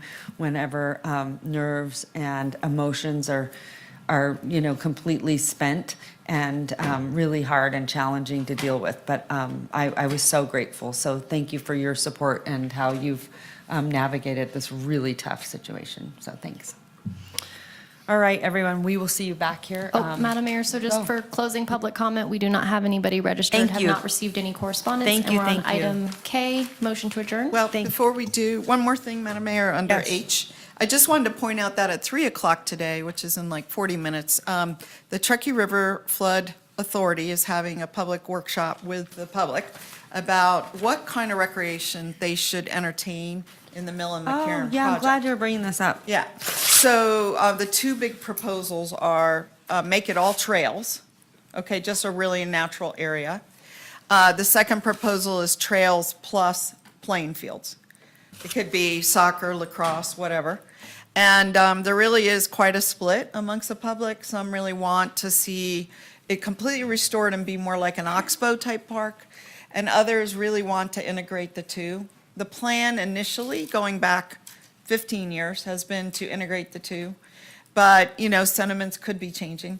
So I have encouraged everyone I know to attend that meeting. It's all virtual. It's an all Zoom meeting. Anybody can attend. It's at 3 o'clock. If you go on the flood website, I've put it on my Facebook, so I was Mr. Reese several times, so that you can just join the Zoom if you want to. I will probably just listen in because I want to hear the debate myself personally. But it's also going to be recorded. I asked them to make sure it was recorded and posted in a public place so we could look at it later, if anyone wanted to. So that's happening, and this will very well determine the future of that site. And how do you access that? I'm Yeah. sorry, you might have told me, but I didn't. Well, you're not on Facebook, but I could send you the, Definitely not. Save my mental health. Get Yeah. off Facebook. Facebook. but I call anyway, it is good for some things, like putting this out. Maybe. Not my mental health. Yeah, but anyway, on the flood project, right on their website, under working group, Okay. they have the meeting link and maps, and actually a whole presentation that people could preview before the meeting, which I thought was proactive, so people could see what was being said and prepare their comments. And I can send you a link if you're interested. Okay. If anyone's interested. Yeah, that would be great. Okay. You could post it on your Facebook page. I did already 3 Okay. times, but I can do it. All again. right. Thank you so much. Okay. All right. Anything else, Madam Clerk? Just a motion to adjourn. Thank you so much. Okay, Councilman Martinez? Yeah, motion to adjourn. All right. And I have a second from Councilwoman Anderson, who's quiet over there, too. Sorry, I'm So they get to close out the meeting. Thank you so much. All those in favor say aye. Aye. All those opposed. Motion carries. Good job. Thanks, everyone.